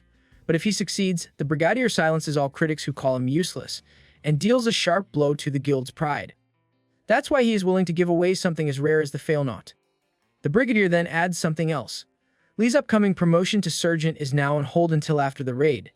This move doesn't surprise Lee. He knows the old man is clever, always shifting strategies like a chameleon. But Lee refuses to be played. He turns back to the general and puts his own terms on the table. The failnaught was promised for this mission, but if he makes it through the raid, he wants more, something extra. His tone stays calm, but his words are bold. He is not joking. The Brigadier doesn't hesitate. He tells Lee that if the mission is a success, any personal request will be considered. Just don't fail, he says. That's the only rule. Lee gives a short reply to show he understands. No matter how hard the raid becomes, he plans to win. Later, his squad is crouched behind the metal shutters after training hard in the training grounds. Their bodies marked with dirt and blood from monsters. Some breathe heavily. Others check their gear. All of them turn around to greet Lee. Among the squad, Park Jumo feels unstoppable. He just completed the C-rank training course with ease and now walks with a proud spring in his step. Confidence fills his face, and for a moment, he feels untouchable. But Lee brings everything to a halt.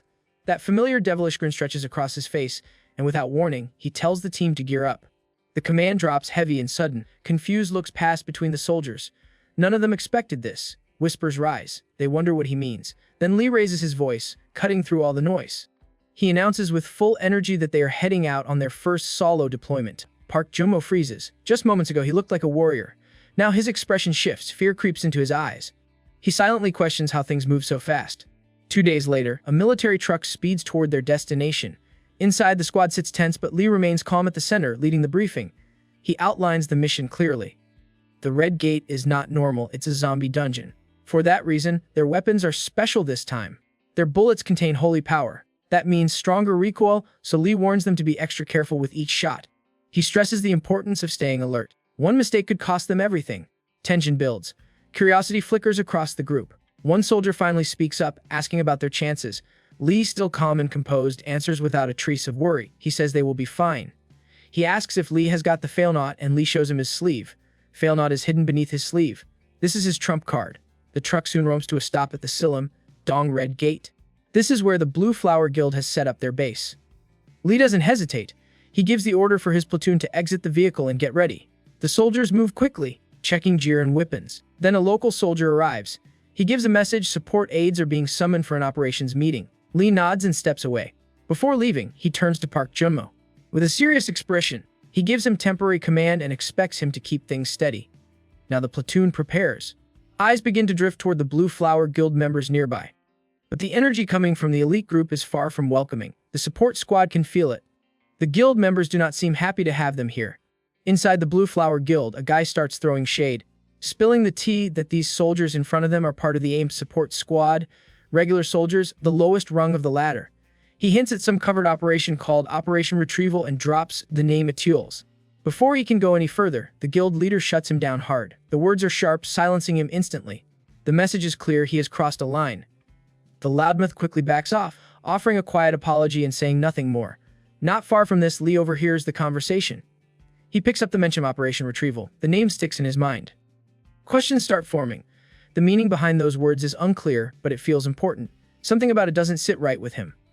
At the same time, the leader of the Blue Flower Guild group shares a plan to break away from the AMT forces once they are inside the dungeon.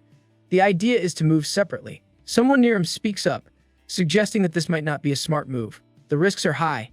Working alone lowers the chances of survival. But the leader responds with a cold view. In the end, raids are about survival. Each person has to protect themselves. No one else will do it for them. Meanwhile, Lee arrives at the operations meeting, expecting a full room of people. But to his surprise, the space is nearly empty. Only one person sits inside: Yuhana, the guild president. An uneasy feeling creeps into his chest. The empty chairs around the table raise doubts. This doesn't look like the kind of meeting he had in mind. Yuhana stands up and walks toward him with purpose. She tells him that she already expected he would show up. She reminds him of the time he accepted her business card without hesitation. She asks him why he accepted it when he is just an F ranker. Lee doesn't hesitate. He answers honestly. He tells her he never actually wanted the card in the first place. That detail clearly stings. For a moment, the tension between them grows. But she chooses not to dwell on it. She moves past the insult and gets to the point. She lays out his role in the upcoming mission. In her words, he is nothing more than a psychic tool, an extra, not a leader. She makes her stance very clear. He should not interfere with the Blue Flower Guild strategy. His job is to stay in the background. That is the only reason she bothered inviting him to this meeting. Now the true motive behind the guild's plan becomes clear. Lee sees it. They never respected the AMT support squad. The whole reason for including the soldiers was to give orders and keep control. But Lee is not one to follow quietly. He makes his stance clear. Both groups, AMT and guild, have equal rights here. No one is beneath the other. Yuhana doesn't hide her reaction. She responds with a careless shrug. She even mocks the idea, asking if he believes his team can take on a boss monster. She studies him, trying to read his face. His courage stands out, but she finds it ridiculous coming from someone ranked so low. The idea of an F ranker claiming such responsibility only amuses her. Lee keeps his ground. He refuses to back down. He throws the question back at her, asking why it would be impossible. He even suggests that maybe she's afraid the support squad might perform better than the Blue Flower Guild.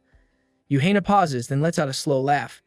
It starts small, then grows loud, echoing through the empty room. She is full of disbelief. When she stops laughing, she fixes her gaze back on him and asks if he really believes he can get lucky again, like he did at Seoul Station. Lee does not flinch. He steps in closer, letting his height speak for itself. He tells her not to reduce his achievements to simple luck. Yuhana shows no change in expression.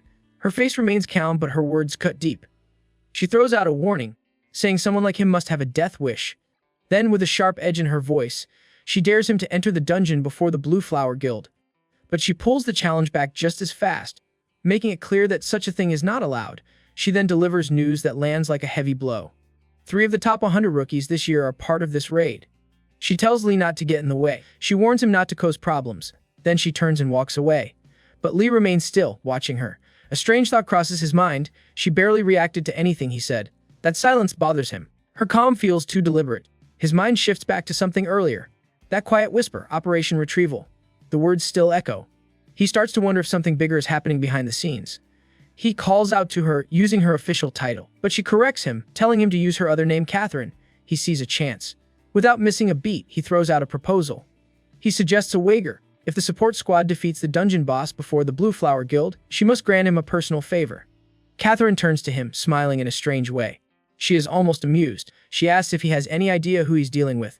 Still, she agrees to the bet, but her terms are clear.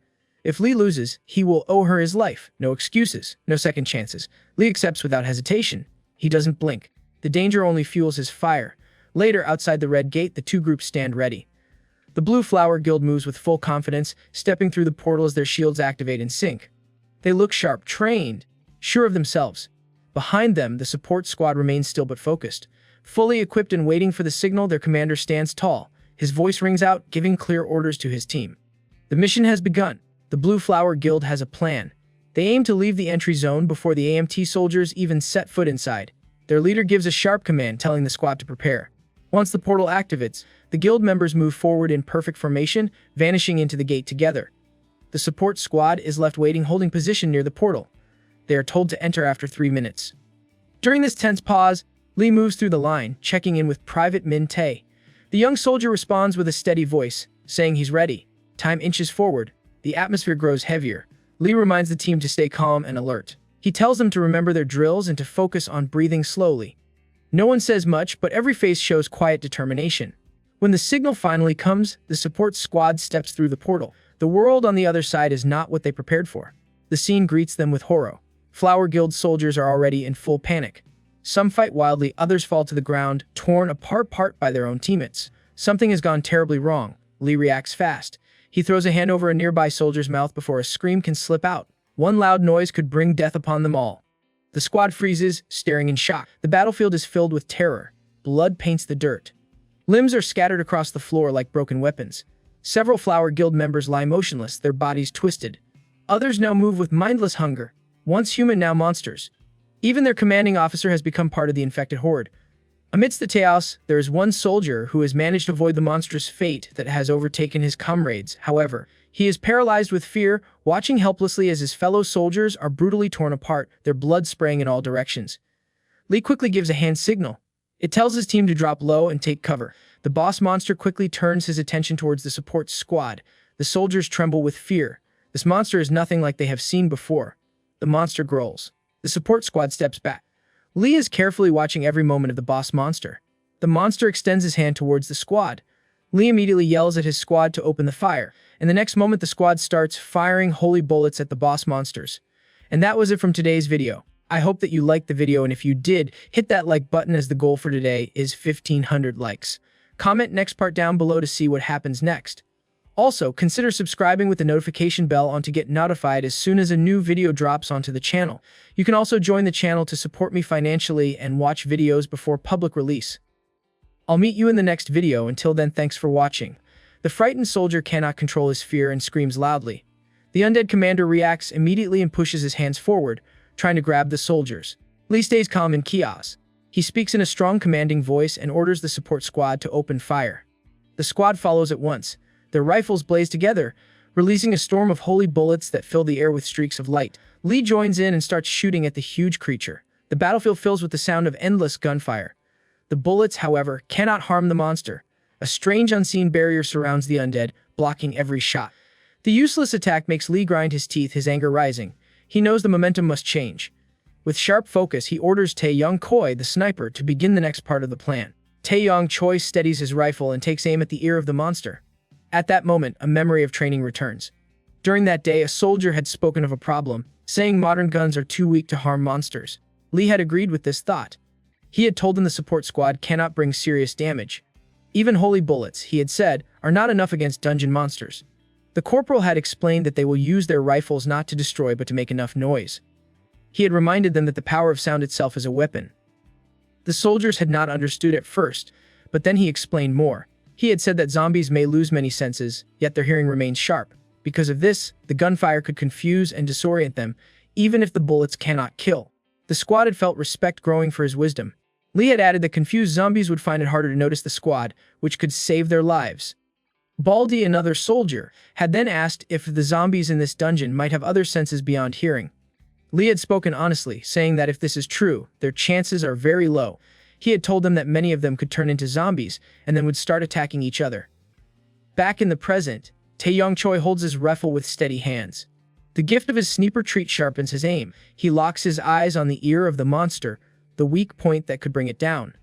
Breathing slows, the trigger is pressed, and the bullets cut forward through the air, flying straight through the ear of the colossal monster. Taeyong Choi keeps firing. The effort feels almost useless because not a single round breaks through the powerful shield that protects the creature. Yet the plan is not a complete failure. The endless noise from the gunfire begins to disorient the undead king. The massive body stumbles unsteadily, unable to strike back, and this small weakness opens a chance for the squad to act. Private Minte throws a grenade straight at the massive foe. The weapon carries more than simple explosive power, since it is infused with magic. The blast erupts in a violent flash and rattles the towering body of the undead king. The effect does not break the creature's shield but shakes it slightly, more like irritation than true damage. Minty moves without hesitation after the explosion. He shields the squad from the dangerous wave of force, takes the impact on himself to protect his comrades.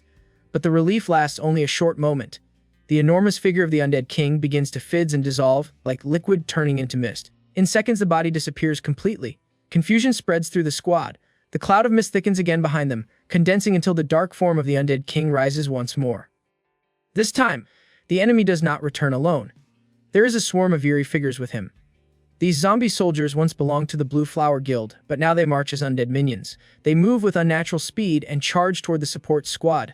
Lee commands Taeyong Choi, Park Junmo, and Jaeyoung Jim Kim to reload. They move quickly and slide fresh magazines into place. The sound of metal clicking echoes across the battlefield. The moment the rifles lock in, Lee raises his hand and uses the metal manipulation skill. Weapons rise into the air, pulled upward like puppets on invisible strings. 4 rifles hover around him, ready to fire.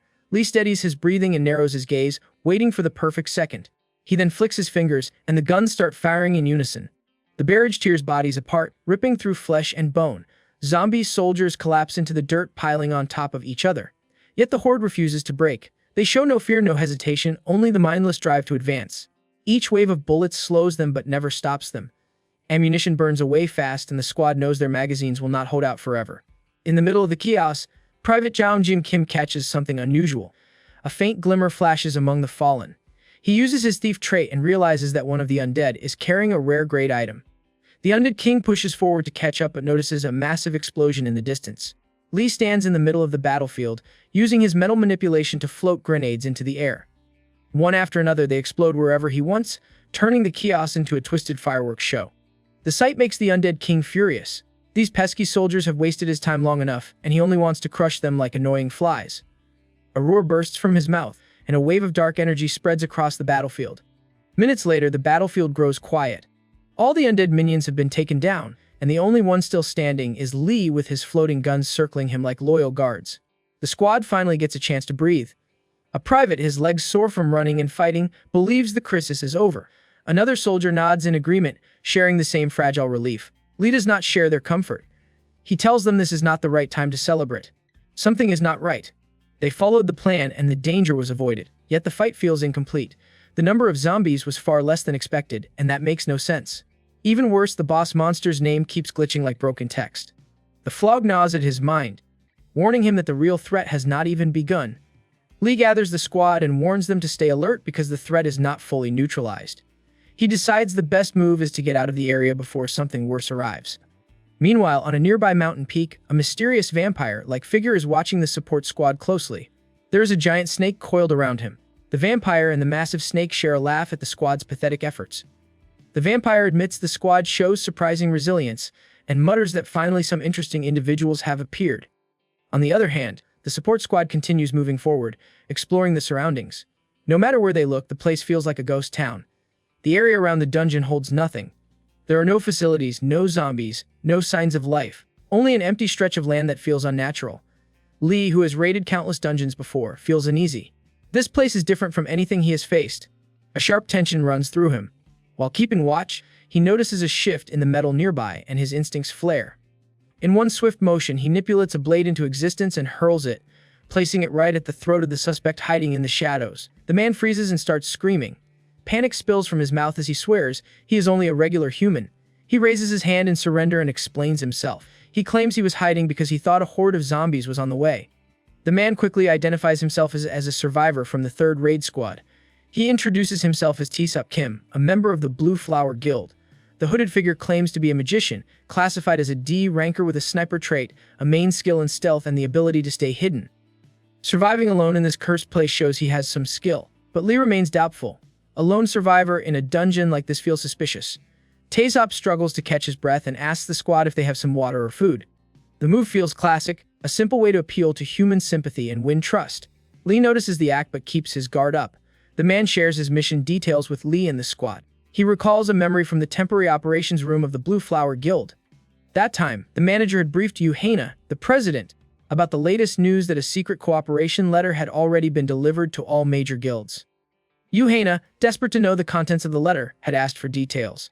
The manager explained that the letter stated any player who retrieved the bodyguard leader's grandson and recovered the hero, Grade Spear of Achilles from the 2nd Joint Raid would receive a reward of 80 billion. On top of that, the guild would sponsor the player's guild with major backing. While eating, T-Sup continues his explanation that the first priority of their squad in the mission was to retrieve the spear. Lee begins to grin like a devil as the pieces fall into place. He realizes why the Blue Flower Guild president had been so cautious. The legendary Spear of Achilles is here. T-Sup reveals that the chairman's sickened grandson, Donghoon Gu, was killed in the first raid while wielding the Spear of Achilles. That weapon had been more than a relic, it was practically the symbol of the Gu-Won group. Lee connects the dots, so the 80 billion is being offered for the return of both the grandson's body and the spear. The cold treatment from the Flower Guild during the joint raid suddenly makes sense. Each member of the support squad starts processing the implications. Suddenly, Private Minta looks shaken if he has seen a ghost. Park Jummo notices his unease, but Minty hides his face and mutters that nothing is wrong, even though the fear in his eyes betrays him. Meanwhile, the mysterious vampire lingers on the hill, keeping a close watch on the squad. Their idle chatter irritates him, and he decides to stir things up. In the next instant, a massive, burly undead figure materializes at his command, eager to strike. Lee suddenly senses a shift, and an enormous number of metal objects have begun moving in the distance. The numbers are staggering: 20, 30, and then even more. A full undead army is approaching, poised to tear them apart. Leading the dreadful procession is the same mysterious vampire with a snake coiled around his neck. Lee keeps counting, 120, and still rising. He raises his guard as the number of moving metals continues to climb, realizing just how dangerous the situation has become. Without wasting a second, Lee orders the support squad to execute Plan C. The entire squad freezes in shock, understanding immediately that Plan C is no joke. It is a do-or-die scenario. In a flash, he directs Private Minty and Tae Young Koi to set up the equipment. When they open their backpacks, dozens of metal balls gleam inside. Lee wastes no time, commanding them to begin potion doping. Following his orders, they pull out bottles, crack them open, and start chugging. T-Sup Kim stares in confusion, bewildered by the sudden chaos. System notifications soon appear, confirming the effects of the potions. After drinking the Mana Star, mana will continuously replenish for 5 minutes, while the HP Star ensures stamina recovery for 6 minutes. Power surges through the body of Lee. Energy flows through his veins, steady and fierce. He knows this is the push they need before the fight against the undead army. The showdown is about to begin, and every soldier feels the tension. Lee pulls Park Jummo aside and shares a secret plan in hushed words. Jummo reacts with disbelief at first, but quickly nods, showing his resolve to follow through. The newcomer, on the other hand, panics, demanding answers in desperation. A private eventually slips and explains that the plan involves making a run for it, urging the newcomer to stay close unless he wants to join the zombie horde. Just then, the ground starts trembling. The undead close in, and monstrous beasts charge at them at full speed. T-Sup spins around and finds himself face to face with a stampede of mindless zombies racing forward. In that instant, Lee uses his metal manipulation skill, and those metal balls rise into the air, shimmering with magical enchantments that mark them as far more than ordinary weapons. Lee stands firm among the hovering spheres. The enchanted metal balls orbit around him in a silent storm, waiting for his command. With unwavering authority, he orders the support squad to withdraw from the zone. The command is executed in the blink of an eye, and the desperate race against the undead begins. From a distance, the maniacal vampire is watching all this with a twisted grin. He imagines the soldiers sacrificing one of their own as bait, and the thought makes him chuckle. To him, this is the limit of their strategy, an act of desperation before his overwhelming army crushes them. He believes their resistance is pointless, certain that his massive horde of monsters will annihilate every last one of them. What the vampire fails to grasp is that Lee remains resolute on the battlefield. The next moment, those enchanted metal balls hover in perfect formation, ready to rain destruction. Lee prepares to unleash a devastating bombardment. Behind him, the squad sprints into the distance, dragging Tae-sup along, who questions whether Plan C is nothing more than abandoning Lee to certain death. A private quickly snaps back, reassuring him that this tactic was crafted by Lee himself. The soldier stresses what everyone already knows: Lee is not a man who plans for failure. The undead army finally closes in on Lee, and without a moment's hesitation, he charges straight toward them, and his enchanted metal balls streak through the air at his back, cutting into the horde as if the monsters were made of paper. The creatures turn to strike, only to be smashed in the face by the orbiting spheres. The instant contact is made, Lee pushes his limits and uses his metal smash skill. The energy surrounding the balls ignites in a blazing red glow, and in the next heartbeat, they crash in the faces of those monsters and explode with violent bursts of blood. The battlefield becomes a spectacle of raw ferocity. The enchanted spheres whirl and collide with the force of miniature meteors, an unrelenting rain of destruction. To the eye, it resembles a fireworks show. High above, the snake-adoring vampire standing on the mountainside keeps watching the dazzling bombardment unfold. For the first time, he realizes the truth: these soldiers are not aimless wanderers caught in danger. Every movement is calculated and every strike is deliberate. The iron beads, infused with divine power, erupt in devastating blasts, each explosion echoing like war drums across the battlefield. The relentless noise is shattering the rhythm of the horde, and this could cause other zombies to lose control. And this proves true: the coups ripple outward, forcing the towering undead king to halt mid-step. He turns with a furious roar, for this is not the kind of music his ears were ever meant to endure. Lee is chilling among the fallen bodies of the dead creatures. He takes a moment to enjoy the success of his metal ball onslaught. Then the loud roars of the undead king reach him. Inside those roars, he senses something new and different. He feels the presence of metal, but it is of a completely different caliber and much stronger, and his eyes search the distance and find a single figure standing there. Lee looks at the mysterious figure in the distance. He starts wondering about the identity of this person. His first thought is that this man might be one of the villains from the stories. Then he suddenly realizes something. This person could be him, the one who everyone fears, the necromancer. Lee is busy thinking about this terrifying possibility. Two undead monsters suddenly leap high up into the air right in front of him. They launch a direct attack on him. This action happens so suddenly that it completely shocks Lee. The two monsters fly through the air directly toward his position. They get to within just inches of Lee. They smash into the ground with great power right where he stands. The incredible force of their landing makes the earth beneath them shatter into countless pieces. The flying debris hits the helmet of Lee with a loud crack. He is not a man who is easily broken by an attack. He leaps away from the impact and immediately starts running out of chaos. He uses a special skill combo to help him escape the danger. It becomes clear he did not come out of the attack without injury. A bleeding forehead shows everyone that these seemingly ordinary undead are actually very powerful and dangerous. Lee extends his hand out in front of him. He is ready to unleash some serious power on the undead soldiers now charging at his position. Meanwhile, high on the mountain, the snake-loving vampire is grinning down at the scene. He thinks he has finally got Lee cornered, and it is because those divine-powered iron orbs are now all depleted, and the corporal's mana is also nearly drained from the long battle. But then suddenly the grin on his face disappears, and his expression changes completely at the sight above him. He sees many sharp shards of metal raining down from the sky. He understands these are the broken remnants of the iron orbs from earlier, and that man is controlling all the pieces with his power of metal manipulation. In one instant, Lee executes a powerful move known as Steel Rain Free Fall, and countless sharp blades start raining down on all the monsters below. Total chaos erupts on the ground. An entire platoon of monsters is quickly reduced to nothing but dust. It seems like Lee might finally catch a break from the fighting. But this hope does not last long. The entire army of the undead begins marching directly toward his position. The undead king is now fully fired up and ready to take everyone down with his rage. The situation changes again in a moment. Surprisingly, the undead king shifts his gaze away from Lee. It turns out he has noticed another series of explosions happening nearby. It turns out the support squad caused this by using the same enchanted grenades. in order to divert the attention of the Zombie King and its herd.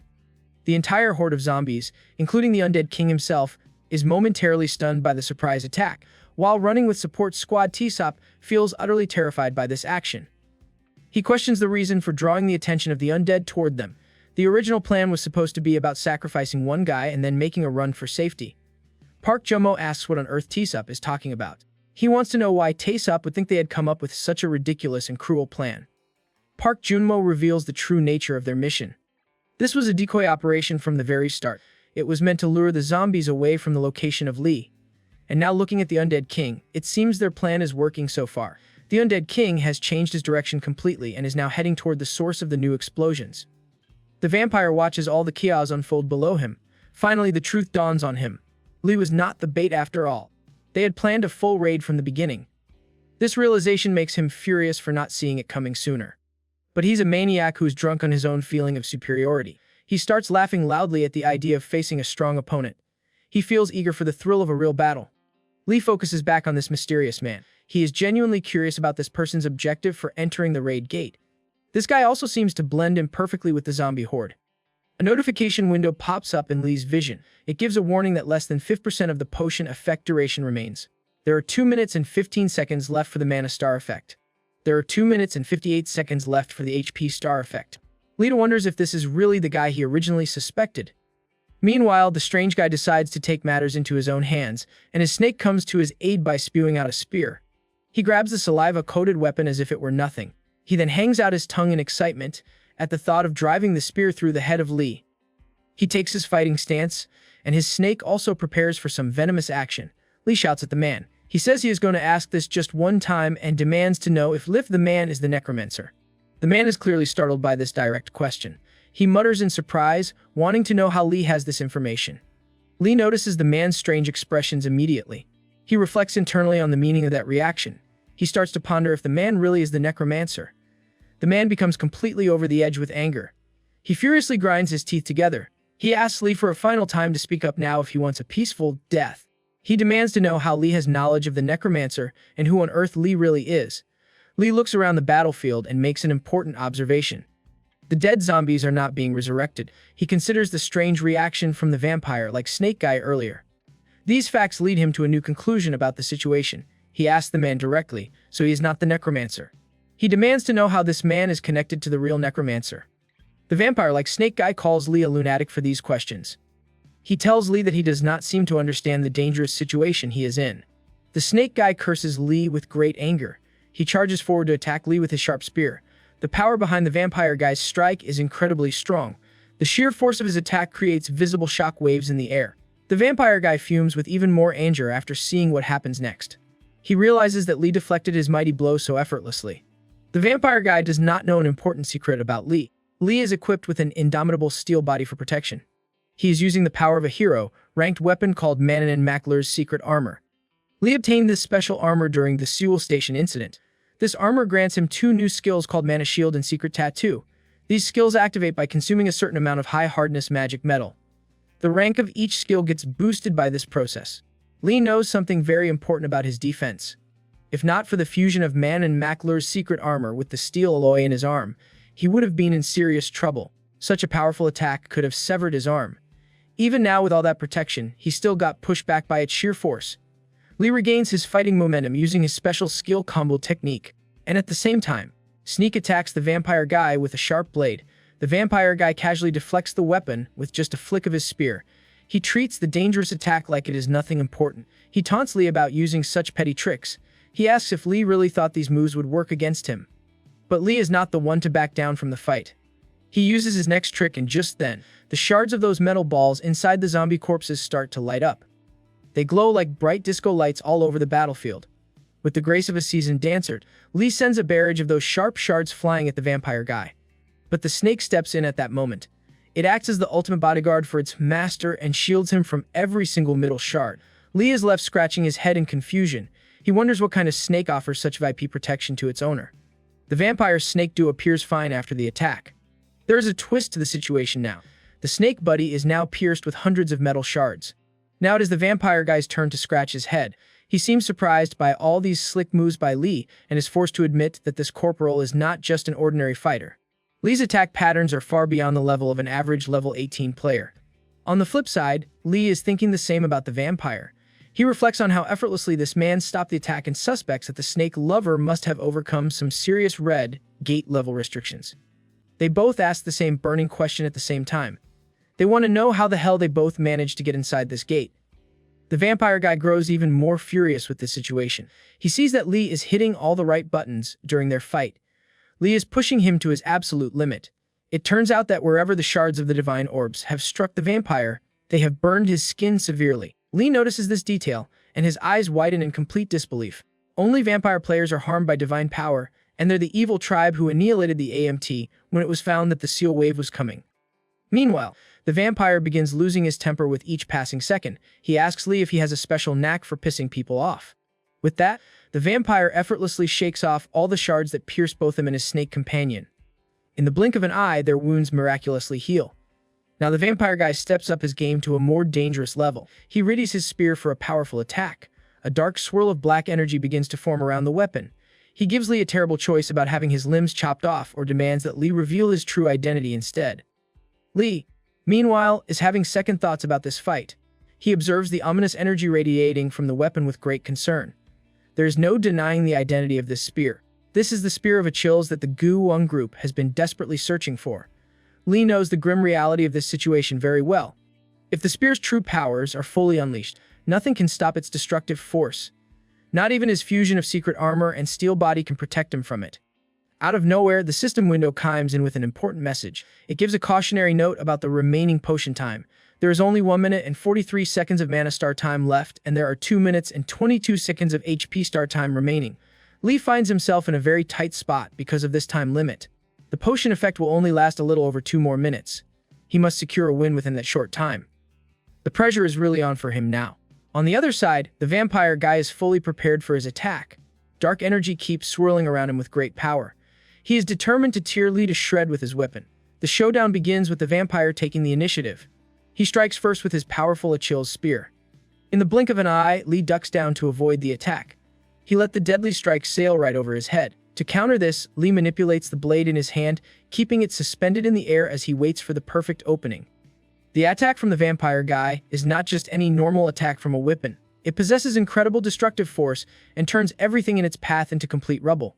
On the other hand, Lee sees this as an opening and hurls his dagger in a stealthy strike against his opponent using the metal manipulation skill. Within a split second, the snake steps in to protect its master. It blocks the dagger from hitting his vampire master and takes the full impact of the attack right on its head. Lee is fuming with frustration now. The snake is constantly interfering with all his attacks. Meanwhile, the blood-sucking vampire readies himself for another powerful move. He spews more threats at Lee and reminds him that these petty tricks will not work against him. Then he unleashes another dark energy attack against Lee. The same dark energy radiates from his spear again. Lee successfully dodges again, but he feels genuinely cornered by this situation. The sneaky snake keeps defending against all his long-distance attacks. The bead shards cannot reach the vampire at all because of this defense. And to make matters worse, the vampire is relentlessly launching dark energy attacks and is not giving Lee a single moment to retaliate properly.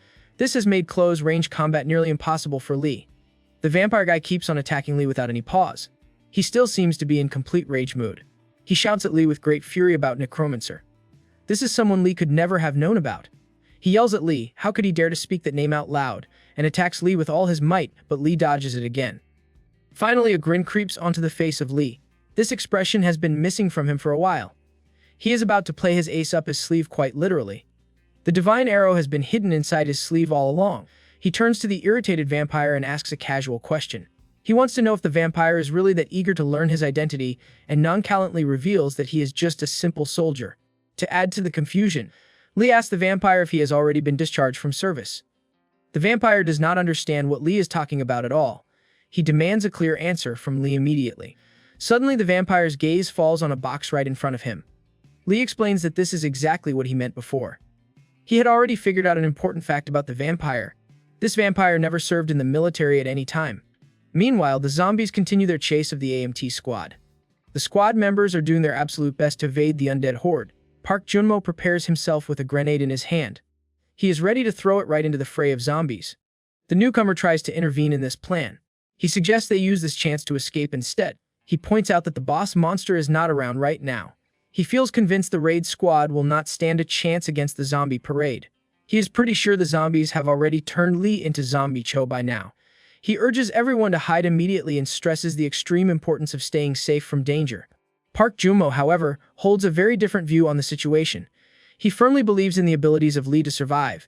He insists that Lee is not someone who would fail so easily. Tae-sup asks him how the hell he can be so sure of that, and Park Junmo replies that he hasn't received the signal yet. This leaves Tae-sup curious and a little surprised, prompting him to ask what signal he's talking about. A flashback shows an earlier moment between Lee and Park Junmo. This happened right before they bailed out of the zone together. Lee turned to Park Junmo and dropped a bombshell of an idea. He casually told Park Junmo to slap a claymore mine on his back for later. Park Junmo was quick on the uptake with this request. He asked if Lee meant the specific KM-18 Haewon model. Lee nodded his head in confirmation of that choice. He added an important detail about the claymore mine. If it ever went off, the explosion would be like waving a white flag of surrender. Everyone would know he had played his last trump card. Lee instructed Park Junmo at that time that when this happens, when that explosive spectacle finally goes off, Park Junmo must hide with the whole squad to ensure their safety.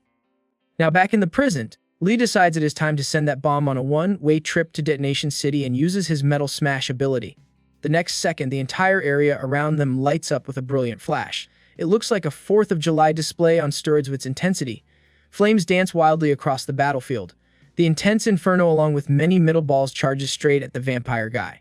The shockwaves are so intense that even Lee is doing his best not to be swept away by the bomb's powerful pressure wave. On the other side, the vampire guy and his slithery sidekick are getting roasted by the fiery chaos. After the flames die down, the snake is howling in agony after that fiery ordeal. Suddenly, with a resounding crash, the snake collapses to the ground completely. The vampire guy just stands there in silence. He is probably rethinking his life choices after this event. Now he is even more ticked off at Lee than before. He starts questioning his audacity for trying to blow him up completely. He throws shade at Lee by mocking his plan. He laughs at the idea that a mere bomb could take down the Chosen One. Lee couldn't care less about his enemy's ramblings. In a sudden twist, he unveils his trump card, the divine arrow he had been hiding all along, and drives it straight into the vampire's chest with a direct, crushing blow. The force of the impact sends the guy crashing backward onto the ground. He screams in pain from the sudden injury. He feels bewildered by how fast the arrow moved toward him. He did not even see it coming toward his chest. Meanwhile, Lee stands defiantly after delivering this final blow to his troublesome enemy. A notification window pops up in front of Lee. It gives him the juicy details about his weapon. This is Sir Tristan's Failnaught, a special weapon with an incredible ability. It can track and hit a locked target with 100% accuracy. Not only that, it also nullifies any magical resistance the target might have for protection. Lee takes a moment to school the struggling vampire on the ground. He makes it clear that grilling the annoying snake was just the warm-up act for their fight. The real ace up his sleeve was always this special arrow. The vampire desperately tries to pull the arrow out of his chest. He soon realizes it is a lost cause for him right now. Lee is in full control of this arrow now. It is not coming out easily at all. With a broad grin, Lee reassures the vampire that he is not going to let him die just yet. Lee has some burning questions for him first, and he is in no rush to end things between them now. And that was it from today's video. I hope that you liked the video, and if you did, hit that like button as the goal for today is 1,500 likes. Comment next part down below to see what happens next. Also, consider subscribing with the notification bell on to get notified as soon as a new video drops onto the channel. You can also join the channel to support me financially videos before public release. I'll meet you in the next video. Until then, thanks for watching.